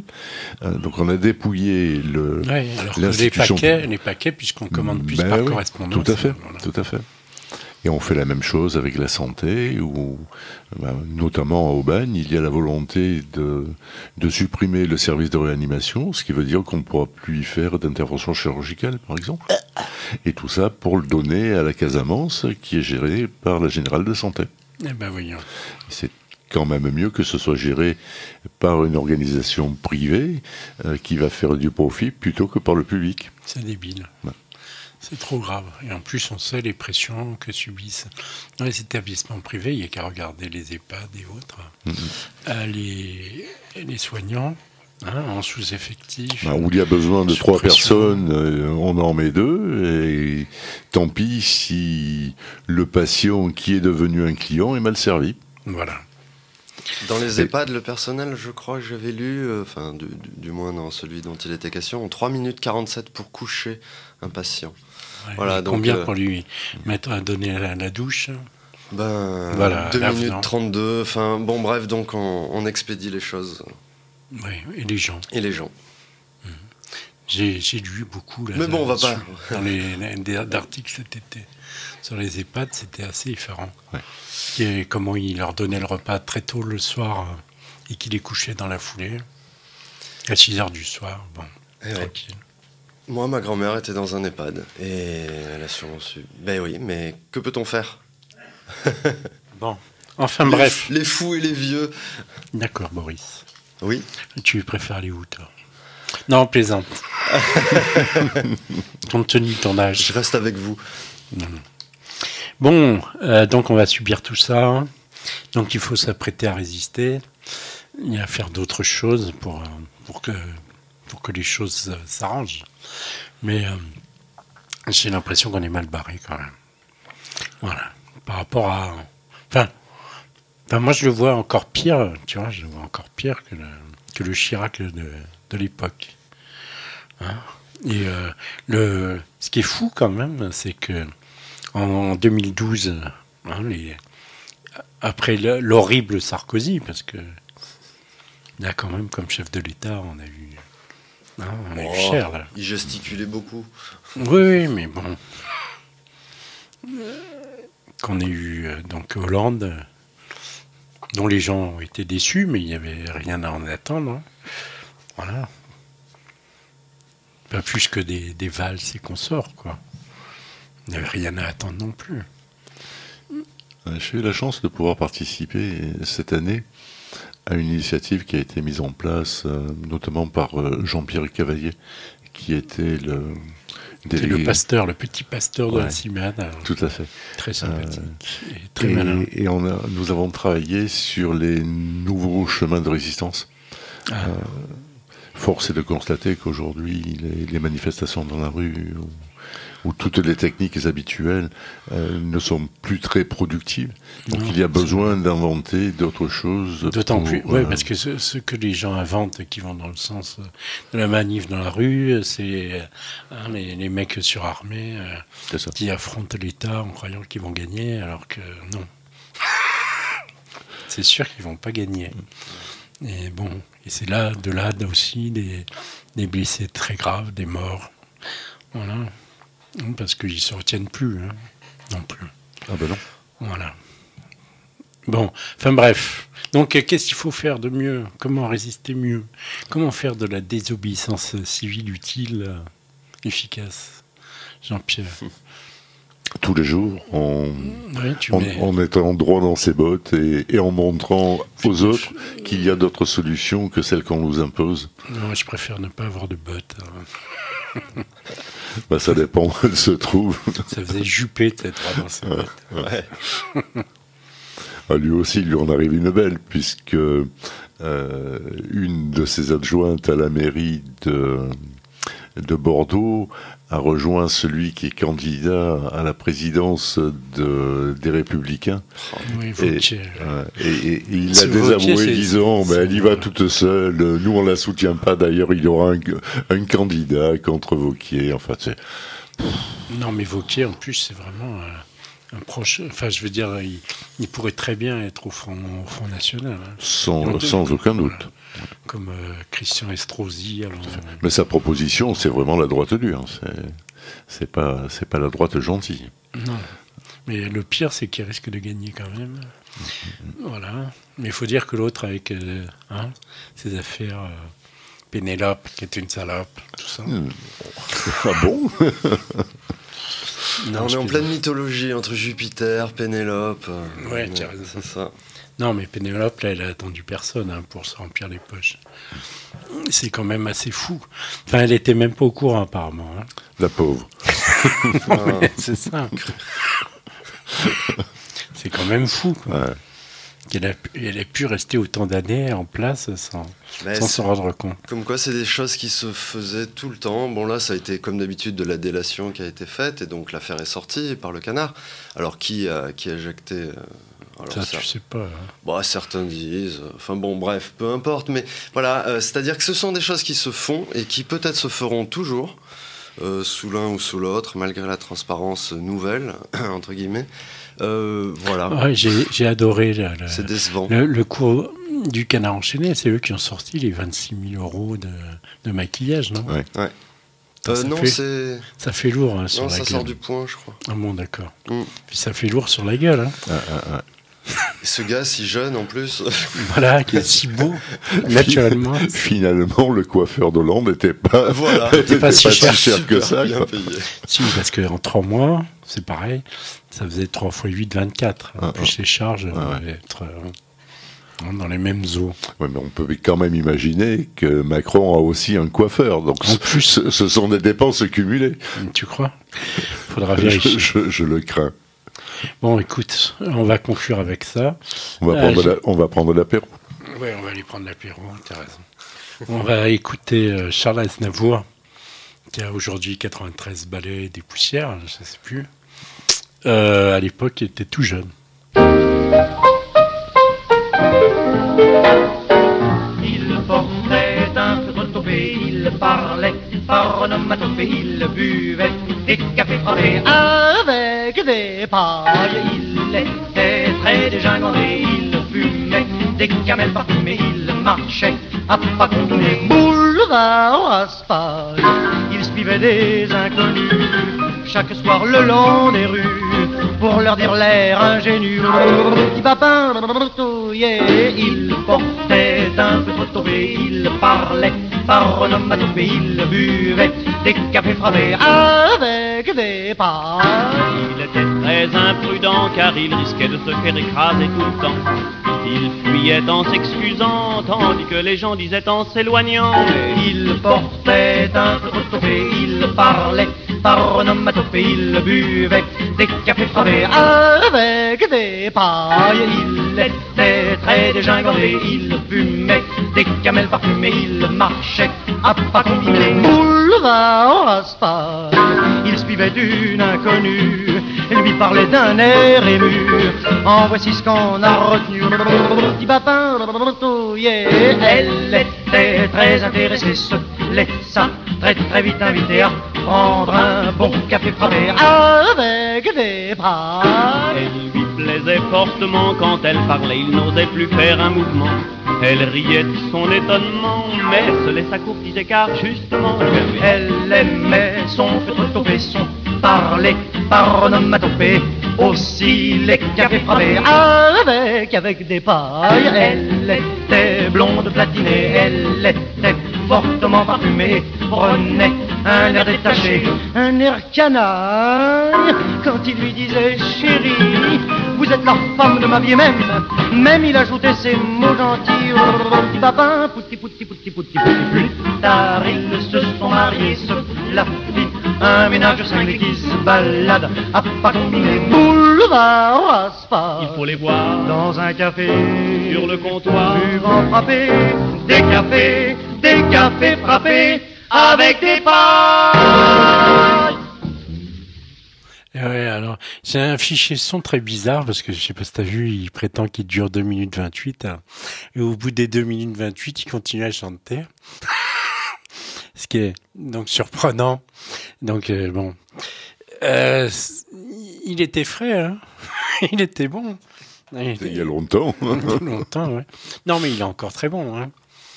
Voilà. Aznavour, c'est pas le pire. Hein. C'est pas le pire, mais c'est pas le meilleur. C'est un des meilleurs quand même. Bon. T'as pas vu les merdes qu'on nous sert Ouais. Non, mais il y en a. Voilà. Il y en a qui étaient meilleurs avant. Hein. Regarde, tu prends Renaud par exemple. Mais il fallait qu'il arrête de boire en 76, lui. Hein. Bah oui. Là, franchement, il nous a sorti. Il est revenu pour faire une grosse merde. On aurait préféré qu'il reste. Il doit avoir des besoins financiers. Ouais, je pense que. Non, c'est pire que ça. Il est vendu au système. Il a dit qu'il il se laisserait pas avoir, mais en fait, il s'est laissé faire. C'est ce qu'on appelle les pots de vin, c'est ça? Voilà, c'est ça. Bon, qu'est-ce qu'on fait? Moi, j'ai presque fini cette émission de rentrée parce que j'ai pas préparé grand-chose, en fait, quand on rentre. Tu veux qu'on tienne jusqu'à quelle heure? Non, ça va. C'est bon? On va mettre de la musique en continu jusqu'à 13h. D'accord. C'est ce qu'on va faire. À moins que vous ayez envie de dire des choses encore, parce qu'on n'a pas tout dit, hein, sur cette université d'été tous les mardis, donc à Aubagne, dans le lycée. Comment il s'appelle le lycée déjà? C'est Joliot-Curie. Joliot-Curie. L'entrée, il y a un parking à l'intérieur. L'entrée est libre, ouverte à tous, de 19h à 21h. On va rappeler que Joliot-Curie, ça fait 2 personnes. Oui. C'est vrai. Alors, c'est rare hein, qu'on donne double nom. C'est parce qu'ils ont cherché, trouvé longtemps ensemble. Ils étaient peut-être même mariés, donc ils devaient, comme France Inter, 24 heures sur 24. Voilà, et ils ont crevé aussi dans des conditions lamentables à cause de ce qu'ils avaient découvert. Radioactivité. Voilà. Donc bon, c'est tout. Hein. C'est à eux qu'on doit ça, et la bombe atomique aussi, non? Non, il paraît, tu sais, à propos de Madame Curie, qu'elle a, au moment de l'insurrection et de la reprise de Paris, il expliquait aux jeunes comment fabriquer les cocktails Molotov à partir d'essence et de nitrate. Voilà. Bon, enfin bon. Tu veux dire que c'était une militante? Oui, je voulais dire que ça. Ouais. Voilà. Plus tardive, en l'occurrence. Mais bon, c'était juste au moment de l'insurrection finale. Mais je pense qu'elle a fait d'autres choses avant. Un peu, oui. Ouais, à mon avis. Ouais. Alors sinon, donc mardi, tous les mardis, 18h. Tous les mardis, 18h30. 18h30. Les cours commencent à 19h. Ah bon. Et qu'est-ce qu'on fait pendant la demi-heure qui précède le cours alors? On tchatche. On discute, les gens parlent entre eux. Ouais. Ils parlent du précédent. Ils parlent du précédent, ils parlent des vidéos qu'ils ont vues. Toutes les conférences sont filmées. Et donc, ils parlent des vidéos qu'ils ont vues des précédentes séances. On peut aller. Alors, donc, il y a une chaîne vidéo de l'Université populaire du pays d'Aubagne et de l'Étoile. Oui, tout à fait. Sur YouTube. Et il y a aussi un site qui est UPPAE. Qui veut dire Université populaire du pays d'Aubagne et de l'Étoile, où il y a aussi toutes les vidéos. D'accord. Et toutes les annonces des conférences, donc. Et les gens, ils filment correctement. Oui. Ce sont des pros qui filment. Oui. D'accord. Je fais ce que je peux. Je dis ça parce que j'ai vu Jean-Pierre avec une caméra l'autre fois. J'étais pas très sûr du résultat. Mais ça, bon. Après, il y a entre copains. Il y a les miracles des monteurs après. D'accord, d'accord. Oui, bon, After Effects ne peut pas tout quand même. Une conférence floue restera floue. Mais voilà, en tout cas, tout est filmé. On a plus de 150 heures là disponibles, d'ores et déjà, vu que ça a déjà 3 ans et demi. Voilà. Et vous avez commencé dès le début? Dès le début, Jean-Pierre a tenu à cette exigence de qualité, c'est-à-dire tout de suite... c'est de la mémoire. Hein. Voilà, tout de suite un relais digital, effectivement, et encyclopédiser tout ça, mémoriser tout ça, voilà, pour... et d'un, parce que c'est un savoir éternel et que donc il est intéressant tout le temps. Et puis voilà, de pouvoir y revenir, pas forcément... si on est sur place à Aubagne, de pouvoir y revenir et pour en discuter. Et les nombres de vues attestent que les vidéos sont vues par les gens. Ouais, alors justement, tu vas me dire, on va aller les chercher là. Ouais. Avec des surprises aussi très agréables, des vidéos qui sont vues au bout du monde. Non. Et je reçois de temps en temps un message venant d'Afrique du Sud, d'Australie, du Canada, ou de manière plus proche, Suisse, Allemagne, Belgique. Et donc, si par exemple je vais sur YouTube UPPAE, donc Unité Populaire, camarade, non, c'est pas ça. Non, c'est l'université. Et je vais trouver quelque chose. Alors on va voir. C'est pas sous cette forme-là qu'il faut le trouver. Alors UPPAE. Déjà une, je vois là. Non, ça c'est pas. Non. Ça c'est autre chose. L'université de Pau. Ouais. Bon. Non, il faut taper Université Aubagne. D'accord, je vais... PPAE, l'acronyme, c'est un peu... Ouais. D'accord, un peu rude, mais c'est dommage, c'est vrai. Parle pendant que je... Très bien.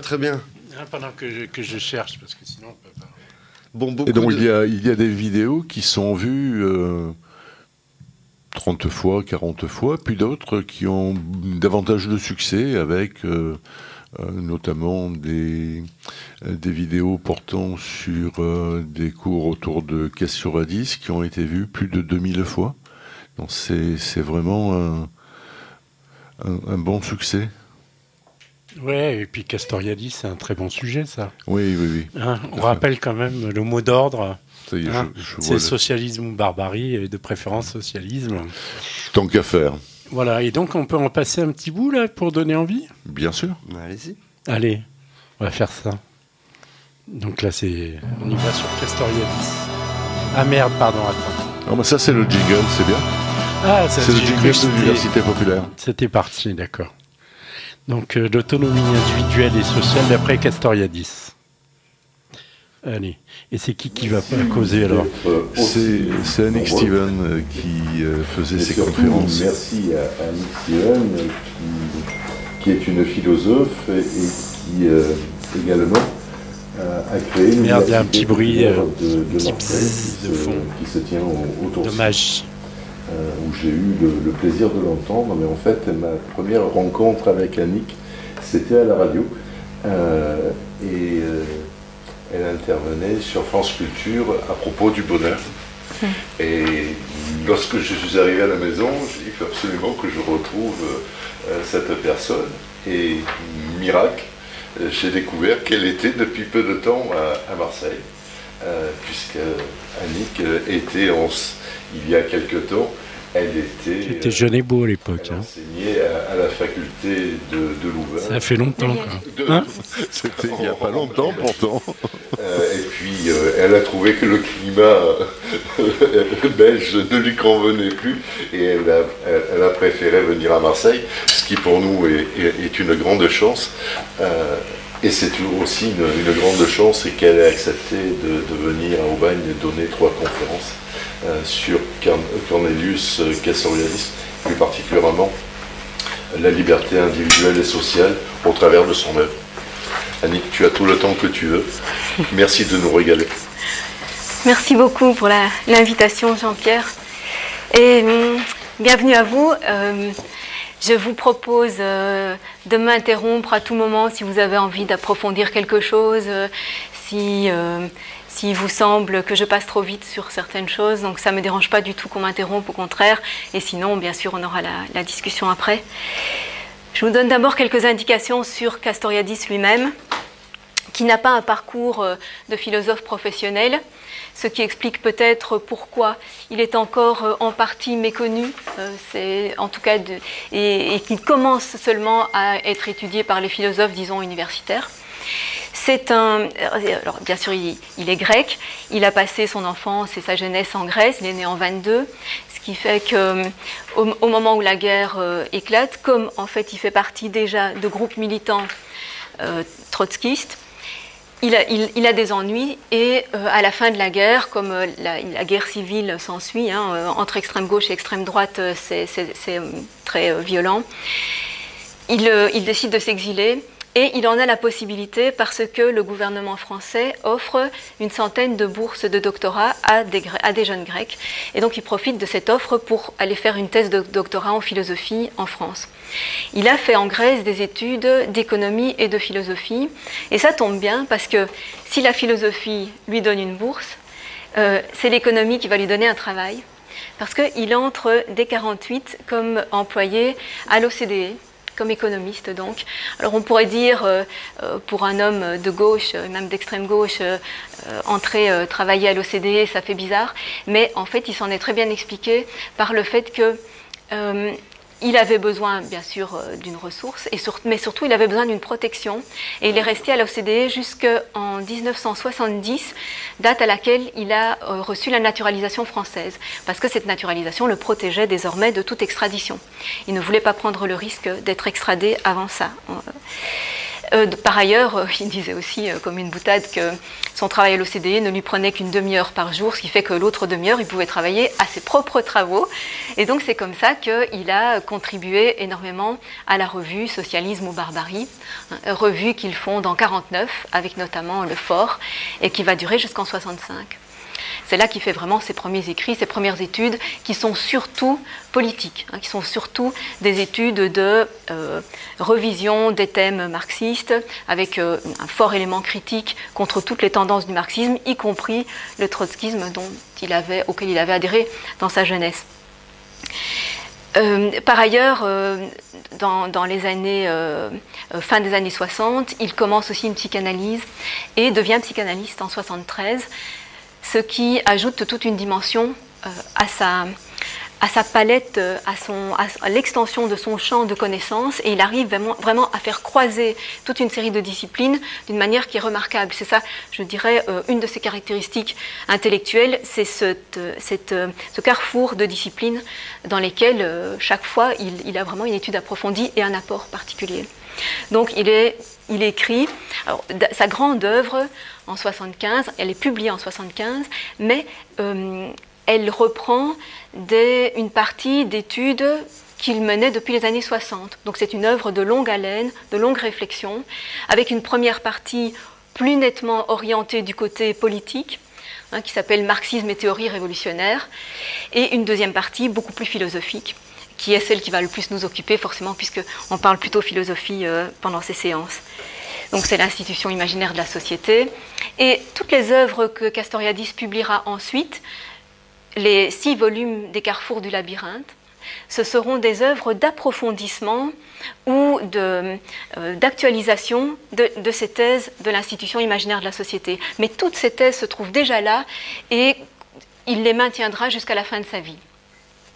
Alors, il reçoit une certaine reconnaissance intellectuelle, non pas du milieu académique, puisqu'il n'en fait pas partie, il n'en fera jamais partie, mais de cette sphère intellectuelle d'un haut niveau qui peut-être est en train de disparaître et qui existait, qui n'est ni le milieu universitaire, ni le milieu médiatique, comme on voit, une sphère intellectuelle médiatique, mais de piètre qualité, comme on le voit actuellement.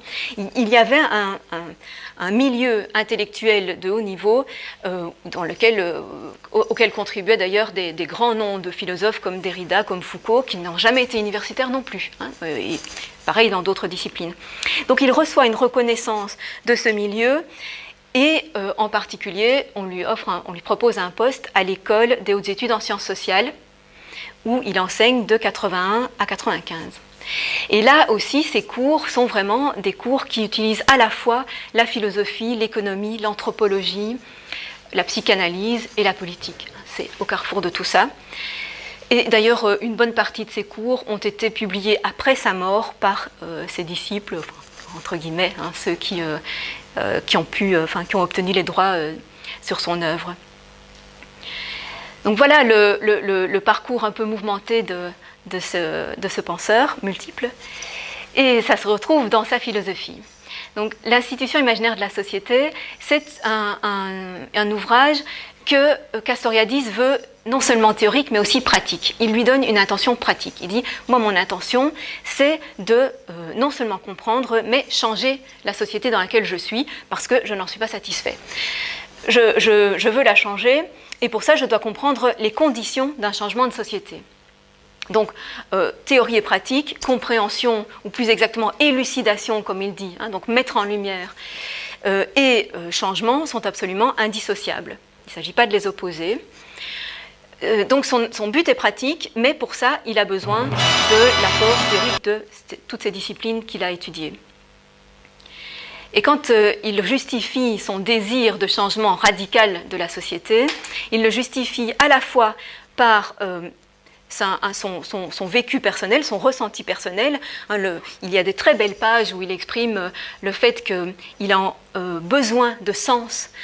Sa révolte contre la société n'est pas seulement une révolte, disons, économico-sociale, quoique elle est aussi ça, bien sûr, contre les inégalités de répartition des ressources, de répartition des travaux intéressants, etc. Bon, c'est pas seulement ça, c'est ce besoin de sens. Il dit, je veux que mon travail, partons même simplement du travail, que mon travail ait un sens.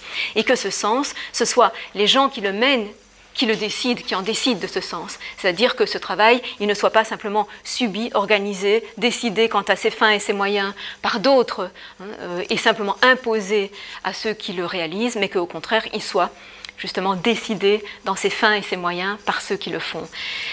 Et il dit aussi qu'il a besoin de relations humaines qui ne soient pas des relations, selon sa formule, de grenouilles disposées sur des échelons inférieurs et supérieurs dans une hiérarchie, qui soient des relations qui ne soient pas d'agressivité, de concurrence, qui soient des relations où on atteint la personnalité, la richesse de l'individu. Donc pour tout ça, il dit qu'il faut absolument changer les relations sociales dans leur ensemble. Et il ajoute que ce désir ne lui est pas seulement propre, individuel, que c'est un désir qu'il sent bien qu'il est partagé par un grand nombre de gens dans la population en général, quelle que soit la classe sociale. Ce désir est partagé, et c'est vrai que, bon, on est dans les années 60-70, on pouvait le sentir beaucoup plus qu'à l'heure actuelle, qu'il y avait ce désir de donner un autre sens au travail, aux relations sociales, et en général bouleverser les structures économiques et politiques. Voilà, c'est un sale constat dans le sens où depuis ça se dégrade. Les gens réfléchissent moins, ils sont plus cons, ils ont moins d'envie. Bon, et là ça va durer 1h30, notre conférencière Annick Stevens, et en plus ça n'est que la première conférence sur Castoriadis, et il y en a 2 autres. C'est ça l'idée, oui. C'est d'approfondir les sujets, d'aller jusqu'au bout des choses. Tous les thèmes sont traités au travers d'un cycle de 2 ou 3 conférences. Oui. Non, mais là déjà, donc sous cet aspect de la recherche, de l'autonomie individuelle et sociale, c'est avant même la pensée à proprement parler sociétale que Castoriadis, dont Castoriadis était porteur. Tout à l'heure, j'ai décrit en un slogan l'idée qui se faisait du monde, c'était déjà voilà. Mais donc là, on a bien compris qu'on n'a pas choisi le socialisme, et qu'on a bien choisi la barbarie. Mal barré. Alors, vous nous avez parlé, il y a donc, je sais pas, 150 heures d'enregistrement, c'est ça? Oui, 150 heures de vidéos qui sont disponibles pour tout le monde, et là aussi gratuitement. Bon, et vous m'avez dit, il faut aller voir aussi du côté de Renato Di Ruzza, puisque c'est celui qui va intervenir dès la semaine prochaine. Tout à fait. Alors là, à l'époque, il il décryptait un peu la pensée commune, hein, en disant que Keynes et Marx faisaient partie des pensées dominées du point de vue, j'imagine, hein, de l'économie. C'est ça. Et donc il avait des conférences et il en a fait en grand nombre, quoi. Hein. Oui. Voilà, sur ces sujets-là. Là, le prochain sujet, c'est quoi ? Le prochain sujet, c'est la mondialisation et les classes sociales, ou la mondialisation des classes sociales, les classes sociales mondialisées. Ok, on y va avec Renato Di Ruzza. Là. Ouais. J'espère l'avoir pris après ta présentation. Tandis que René Nabat, célèbre journaliste au plan mondial, non mais sans plaisanter en plus, et qui fait d'excellentes émissions sur Galère, vient de nous rejoindre. Vas-y en face, tu peux y aller tranquille. Je dois faire une émission sur le franc CFA. Tu vas faire une intervention sur le franc CFA. On s'en fout. Vas-y en face, viens avec nous. Attends, donc notre ami René Nabat qui va nous rejoindre sur le plateau. Hein, tu vas nous rejoindre sur le plateau et tu vas improviser. Je rappelle que c'est un journaliste qui a longtemps travaillé pour l'AFP au Liban, qui il parle l'arabe, le sénégalais et le français comme il faut. Voilà. Et donc, il nous a fait un dernier article qui nous a pondu là dans la semaine qui vient de s'écouler, que j'ai lu, qui était bien fait, qui est sur qui nous parle encore une fois de la Syrie et de ses avatars. Les avatars, c'est les faux prophètes, les faux représentants et le fait de vouloir dominer ceux qui étaient reconnus en Syrie. Mais en fait, ça n'a jamais été une guerre pour la démocratie. Oui, mais ça, on le savait. Mais non, mais il fallait d'abord... Il y avait plusieurs objectifs. Sarkozy s'est engagé dans la guerre... En fait, Alain Juppé s'est engagé dans la guerre de Syrie parce qu'il était frustré du rôle de BHL en Libye. Donc, il a voulu restaurer son rôle de ministre des Affaires étrangères. Il a poussé à la guerre. Sarkozy a dit c'est une bonne chose. Après la Libye, là, si on fait la Syrie dans les 3 mois, moi, je suis réélu à la présidence.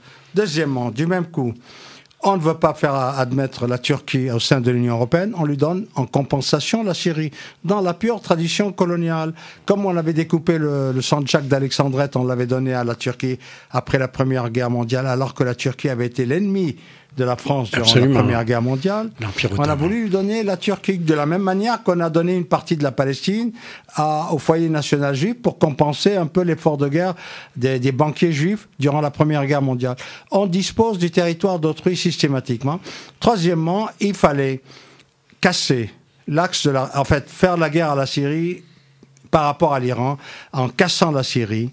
D'abord, on établissait une autoroute terrestre, pas aérienne ou maritime, entre Ankara et Tel Aviv, c'est-à-dire entre l'unique pays musulman membre de l'OTAN et l'allié privilégié d'Israël dans la zone. Comme ça, on étranglait complètement le Liban et on sauvait Hariri, qui redevenait au pouvoir parce qu'il était complètement en faillite politique, financière et tout ça. Donc, on a voulu faire 3-4 opérations, mais... L'erreur majeure de cette guerre, c'est que ce n'est pas un pouvoir colonial qui doit nommer des nationaux français et syriens, c'est-à-dire des Syriens salariés de l'administration française pour mener la guerre. Ni Basma Kodman, qui était la fille de l'ambassadeur de Syrie en France, c'est-à-dire une personne qui a été éduquée sur le budget de l'État, non syrien, mais l'État bassiste. Tu ne peux pas avoir émargé sur enfin, ton père, pendant longtemps, il t'a éduqué, il t'a payé les études aux frais de la Syrie et du fait du pouvoir bassiste, et tu viens de dire après, non, c'est pas bon. Si, tu as été une privilégiée, les autres peuvent... Et ensuite, tu veux faire la guerre à la Syrie, ton pays d'origine, à partir du territoire de ton ancien colonisateur. Bon, tu es française, tu renonces à ta nationalité française, tu vas sur le terrain en Syrie, tu ôtes tes talons aiguilles, tu enlèves tes cartes de crédit, tu mets le treillis et tu essayes de reprendre contact avec les gens que tu as perdus pendant 20 ans. Et à ce moment-là, tu deviendras crédible. C'est ce qui a faussé la chose. Qui étaient 2 personnes nommées par le pouvoir français pour diriger une opposition syrienne depuis Paris. Aucune guerre de libération. Les Barboudos ont fait la guerre de libération depuis Cuba. les Vietnamiens depuis le Vietnam, les Algériens depuis l'Algérie. Je ne vois pas comment les Algériens auraient gagné la guerre de libération d'Algérie si leur état-major était à Paris. À Genève un peu quand même. Voilà, il y a beaucoup d'autres choses à en parler. Mais là, je suis venu pour autre chose. D'abord, je dois vous signaler deux choses. Amis auditeurs, oui. Le 21 octobre... Oui, c'est dans longtemps. À Istres, toute la journée, mais je vais faire envoyer ça sur Madania, je vais faire un colloque et répondre aux questions pédagogiquement. Comprendre le monde arabe au XXIe siècle. Je vais faire une tranche de 50 ans. Qui t'a invité? Front des quartiers unis, tout ça. Mais en plus, c'est acheminé avec les mémoires, territoires et mémoires. Il y a la biennale Histoire des territoires. C'était des festivités qui durent 2 mois. Donc moi, j'aurai le bonheur d'être à Istres le 21 octobre. D'abord, le matin, il y a un atelier de travail, comment parler, comment rédiger, donc comment s'exprimer. C'est la minute de réclame. Alors, non, ça, c'est pas la réclame, ça. Non, c'est bien, c'est de la promotion. Mais tout est gracieux. Tout est gratuit, il ne se fait même pas payer. Moi, contrairement à Basma Kodma, j'ai pas de salaire. Hein. Tout est civique. Tous les opposants bon, émargés sur la deuxième chose que tu voulais nous dire. Parce que je suis plaisir de vous dire que là, dans l'après-midi, aussi à titre gracieux, je suis invité pour parler du franc CFA, qui est une imposture française. Au cas où vous ne le savez pas, lorsque l'Allemagne nazie a conquis la France, ils ont appliqué un système de nazisme monétaire. C'est-à-dire, les avoirs de la Banque centrale étaient saisis et désormais, toutes les transactions, tous les virements français devaient se faire en francs français. Les devises étaient la propriété de la Banque centrale allemande, et quand un Français voulait virer de l'argent à un Français en France durant la guerre, en dollars, disons, supposons, il devait virer en dollars, l'Allemagne récupérait les dollars, elle leur donnait du franc français, donc de la monnaie démonétisée. La France a fait ça, elle a le monopole des devises d'Afrique, des 14 pays africains d'Afrique occidentale, et quand un travailleur sénégalais, un chauffeur de taxi à New York ou en Australie vire de l'argent à Bamako ou au Sénégal, l'argent est viré en France, la France leur donne du franc CFA avec la planche à billets, ça ne coûte rien, et les devises restent pour la France. Ça se fait 60 ans après l'indépendance. J'ai voulu parler de ça. À quel moment tu feras cette intervention? Là. Après votre départ, de 13h à 15h, la radio de la fidélité. D'accord. Bienvenue chez Radio Galère. Je suis un bénévole de la radio, moi. Il fait un édito tous les jeudis dans l'émission. Tous les jeudis, je fais une revue de presse halal sur des sujets haram. C'est-à-dire, tout ce qui est interdit, je le dis. Super. Voilà. Et donc tu as été très longtemps, parce que là ça nous fait mousser nous, correspondant de l'agence France Presse au Liban. Correspondant de guerre, pas mandat. Je ne suis pas PPDA, moi. D'accord. C'est pas toi qui as fait la fausse interview de... Mais le 5 septembre, par exemple, pour en profiter, je fais des révélations sur les massacres de Sabra Shatila, 36 ans après leur commission. En fait, c'était organisé par Sharon et Bachir Gemayel, 3 jours avant l'élection du président libanais, enfin, la prise de pouvoir du président libanais. Malheureusement, la main de Dieu du hasard l'a éliminé. Ils en ont pris prétexte. Mais eux, ils ont appelé l'opération, écoutez bien, opération Salami. Vous savez, les salamis, on les recoupe en rondelles. C'est ce qu'ils voulaient faire des Palestiniens. C'est ce qu'ils ont fait. Le bon Dieu les a punis, tous les deux. Pour ceux qui croient en Dieu. Sinon, c'est la militantisme. Ok, je prends acte de vous. Jean-Pierre. Voilà, Jean-Pierre Brunouille. En chair, avec les os. Et en os. Bien. Donc vous serez fidèle désormais de la revue de presse halal sur des sujets haram, les jeudis à 16h. Voilà. René, je te remercie. Sur le CFA, d'avoir expliqué déjà en gros ce qu'il en est et de donner envie aux gens de rester à l'issue de notre émission pour en savoir plus. Et on va passer, celui qu'on avait prévu de passer tout à l'heure et qui va venir dans le cadre des universités populaires d'Aubagne et de l'Étoile dès ce mardi qui vient. Donc on l'écoute un peu. Donc Renato Di Ruzza, quand il veut. Avant d'aborder Marx, quelques éléments sur la théorie libérale, sur la théorie néoclassique, dont je voudrais vous parler parce que ça fait partie un peu des discussions contemporaines dans la vie politique. et c'est pas inutile de voir d'où viennent ces discussions.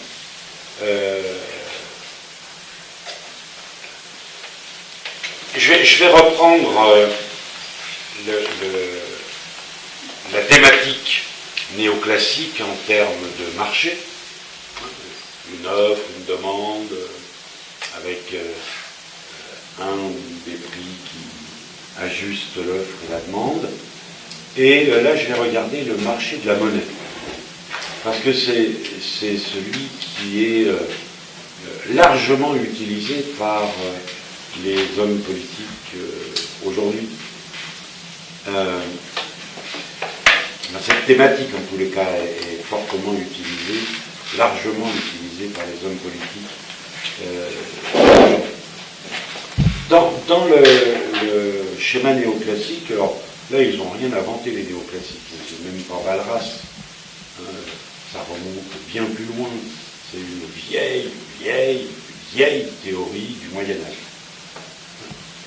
On a commencé à parler de cette théorie qu'on appelle la théorie quantitative de la monnaie. On l'a modernisée en l'appelant la théorie monétariste. C'est la théorie quantitative de la monnaie de la fin du XVe, début du XVIe siècle. Voilà. Pas tout neuf.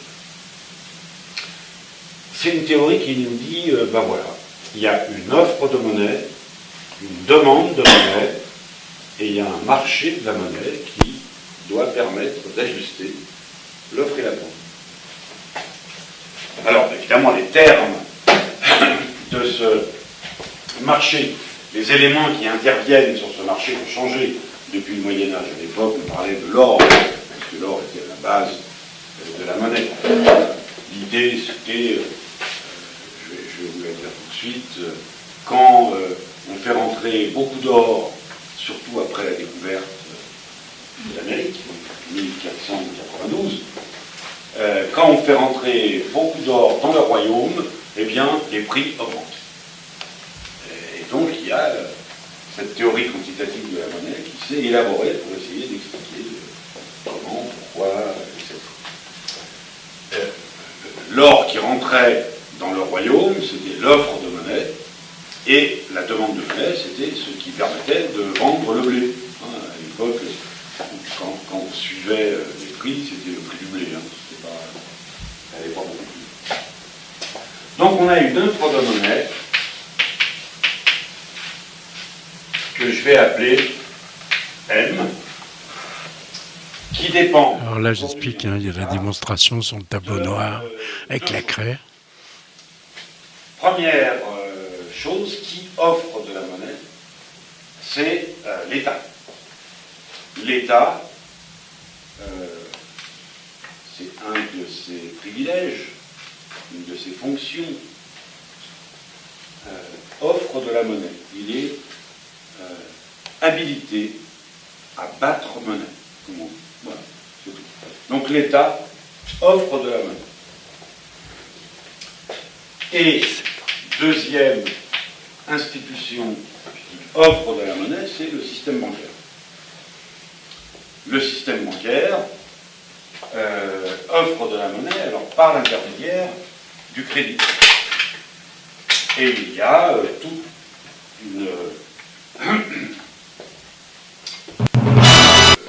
des procédures qui permettent de comprendre en quoi le système bancaire peut offrir plus ou moins de monnaie sous le contrôle de la banque centrale, c'est-à-dire de l'État.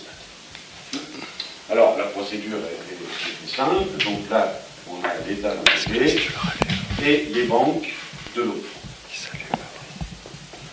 L'offre de monnaie de la part des banques, c'est ce qu'on appelle le multiplicateur de crédit. Pas très compliqué. C'est lorsque vous déposez 1000 € dans votre banque n'est pas obligée de garder ces 1000 € dans son coffre. Voilà, donc la démonstration, en l'occurrence de Renato Di Rusa. Ça nous rappelle donc le franc CFA aussi, hein, dans le sens où on nous explique que toute monnaie est artificielle, qu'elle a un créateur et assez peu de bénéficiaires. C'est un mauvais partage. Enfin bon, là, c'était pas le sens de la démonstration de notre ami, qui revenait donc aux fondamentaux de l'économie et surtout, avant même Adam Smith, aux premiers économistes, aux premières théories économiques sur l'offre et la demande. Pour le cas où vous n'auriez pas écouté, que vous êtes des vilains petits canards, vous les mettez devant la radio, vous n'écoutez même pas ce que ça raconte au bout d'un moment. Donc là, tu me recommandais donc d'aller faire un tour du côté d'Anaïs Simon, donc, qui parle de philosophie analytique. Alors déjà, je ne vois pas trop ce que ça recouvre, moi, de la philosophie analytique. C'est l'analyse de la pensée de Wittgenstein qu'elle nous propose. C'est qui celui-là? Oh, c'est un vilain philosophe, comme d'habitude. Non, mais encore, parce que tu en as, on a cru qu'ils étaient bons, et puis en fait, on s'est aperçu que c'était des êtres cruels et sans pitié.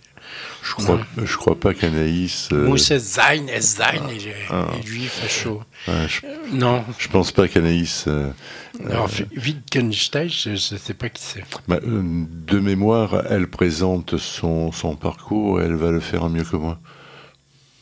Bon, on va l'écouter alors. Oui, on fait ça. Oui, c'est donc des exemples et encore des exemples. Des exemples. Et là, une fille, cette professeure qui nous a ramené donc ce savoir, ce philosophe, mais dans le monde actuel, vu qu'elle parlait beaucoup de corps humain et de science, elle est arrivée très vite à la cybernétique. Il y a des questions très actuelles, voire très modernes sur la robotique. Allez, on y va.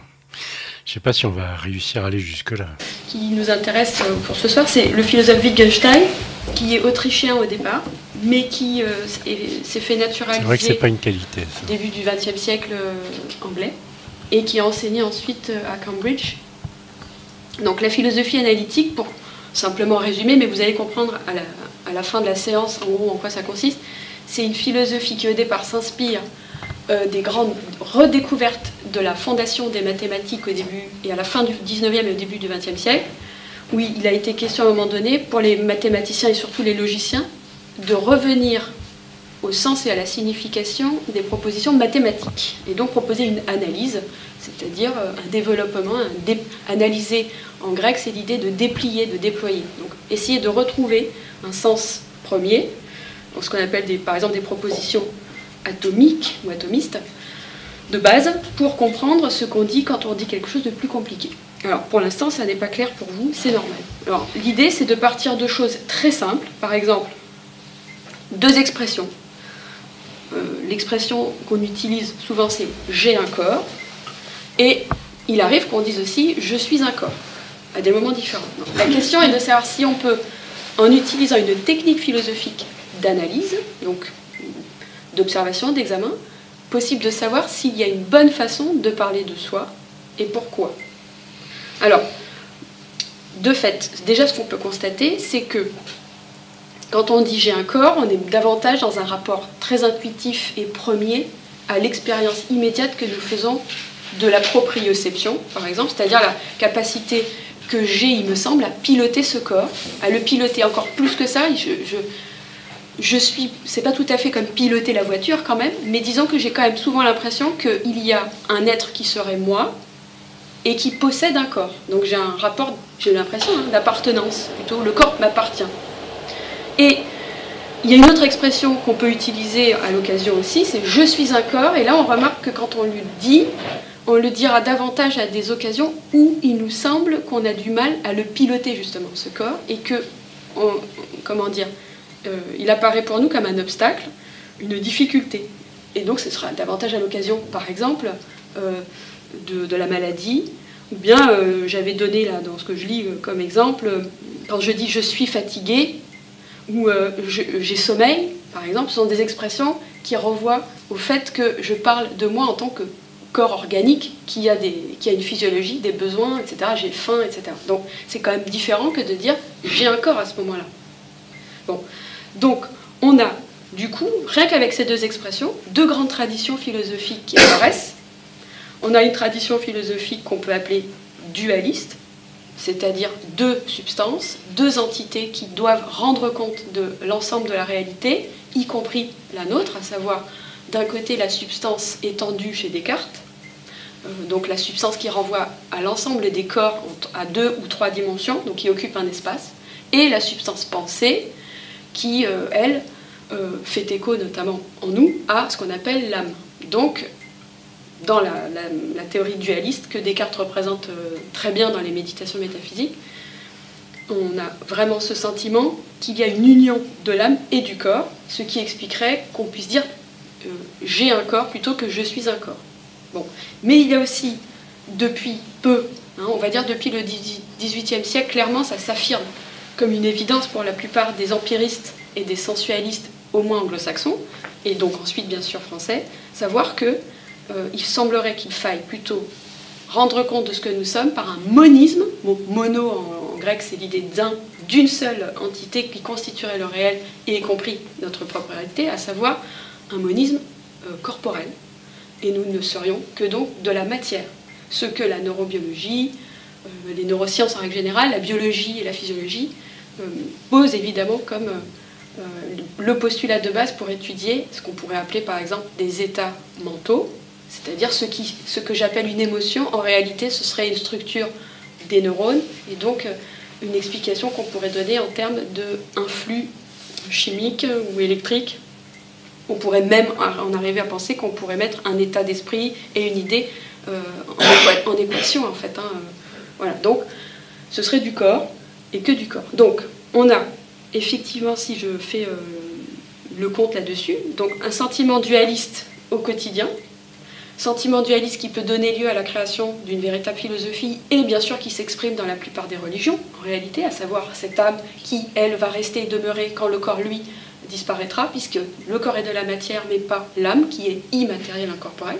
Sauf que, bien sûr, cette hypothèse traitée d'un point de vue philosophique s'expose vite à la contradiction ou à des difficultés de compréhension rationnelle, puisque, par exemple, pour vous donner un petit exemple tout simple, si on dit que l'âme ou l'esprit, le fameux je qui dit j'ai un corps, le moi-je, n'est pas du corps, il n'est donc pas ce moi, il n'est donc pas localisé, localisable, et il n'est donc nulle part.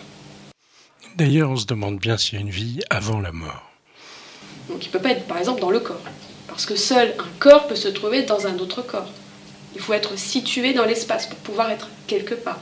Donc déjà, vous voyez qu'on aurait déjà du mal à parler de cette union de l'âme et du corps, puisque Descartes lui-même d'ailleurs, dans le traité des passions de l'âme, essaye de le faire.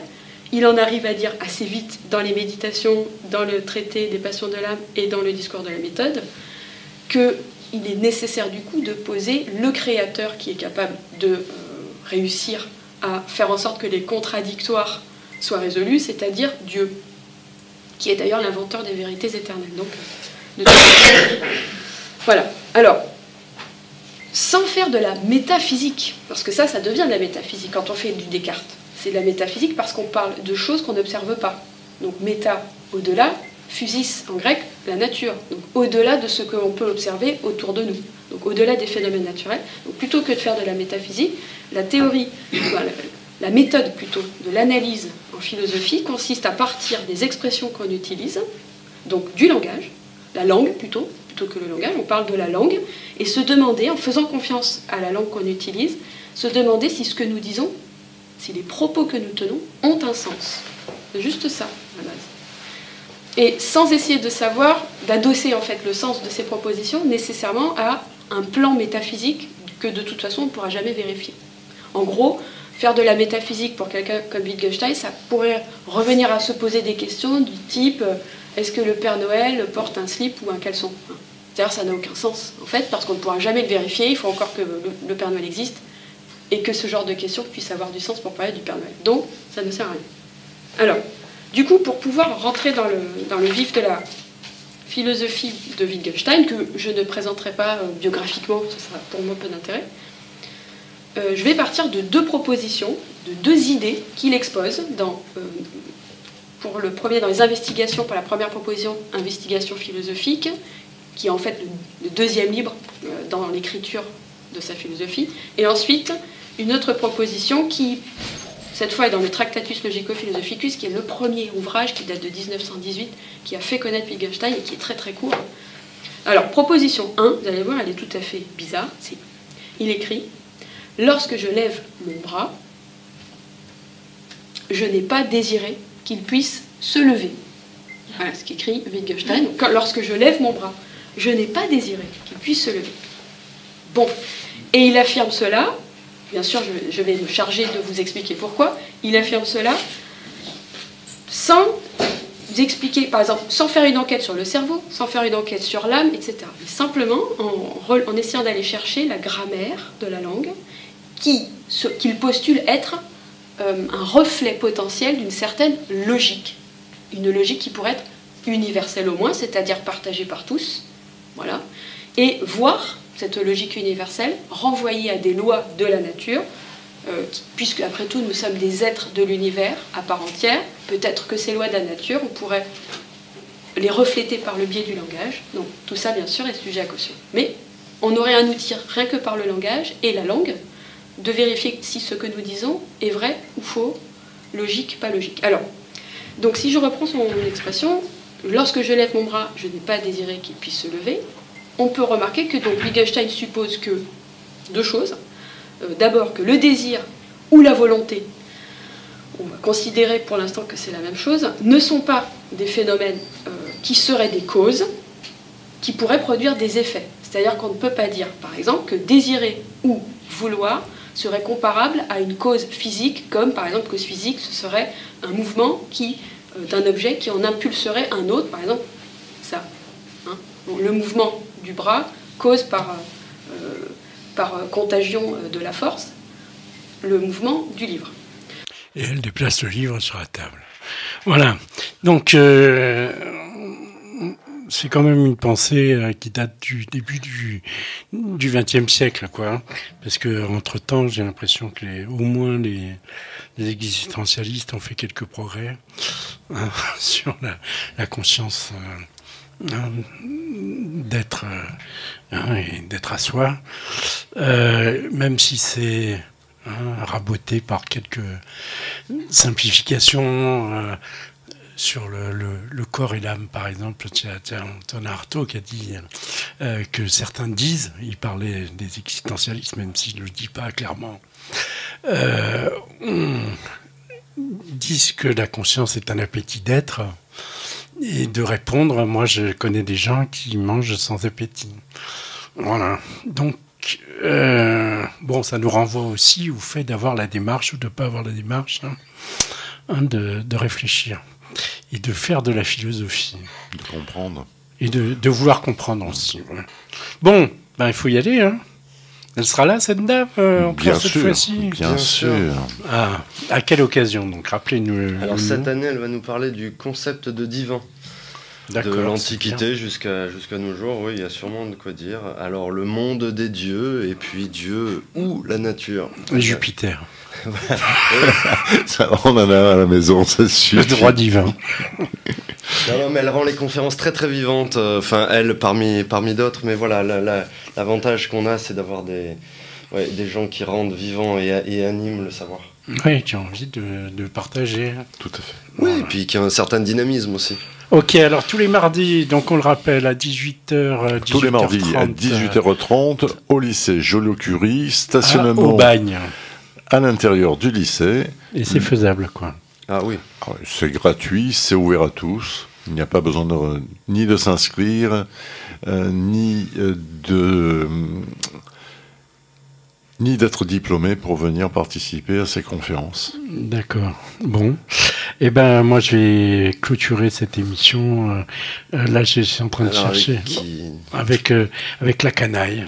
J'adore la canaille. Souvent, il nous explique que le soulèvement aura lieu, mais là, il explique surtout que son identité ne sera jamais nationale, même si elle existe. C'est bien. Merci à vous d'être venu. Merci. À bientôt sur cette Merci Étienne, merci Radio Galère. Et puis j'espère que nombreux des auditeurs viendront nous rejoindre à l'Université populaire d'Aubagne. Alors c'est bien en direct, mais on a vu là qu'il y avait pas mal de différés pour ceux qui n'ont pas le courage ou les moyens de se déplacer. Exactement. Ceux qui sont trop vieux ou trop jeunes. Mais sinon, des covoiturages sont faisables. Enfin bon, voilà. De se retrouver, c'est bien aussi. D'aller chercher les vieux, le cas échéant. Là, c'est surtout des jeunes avec qui j'ai fait ça. Pour les élections. Allez. Ciao les jeunes, à bientôt. Merci beaucoup.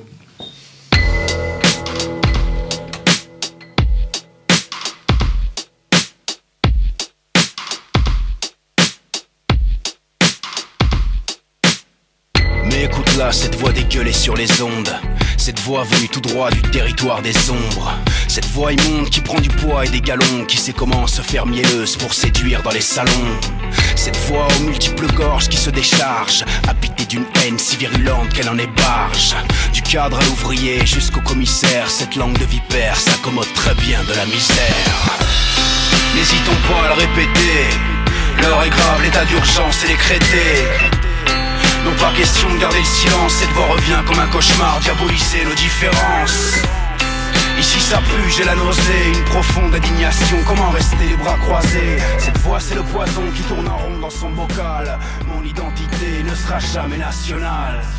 Cette voix sinistre et d'humeur assassine, elle s'évertue à plonger la tête immigrée dans la bassine. Déteste ses racines, traque son taux de mélanine, reproche que son taux de mélanine, reproche que son taux de mélanine, reproche que son taux de mélanine, reproche que son taux de mélanine, reproche que son taux de mélanine, reproche que son taux de mélanine, reproche que son taux de mélanine, reproche que son taux de mélanine, reproche que son taux de mélanine, reproche que son taux de mélanine, reproche que son taux de mélanine,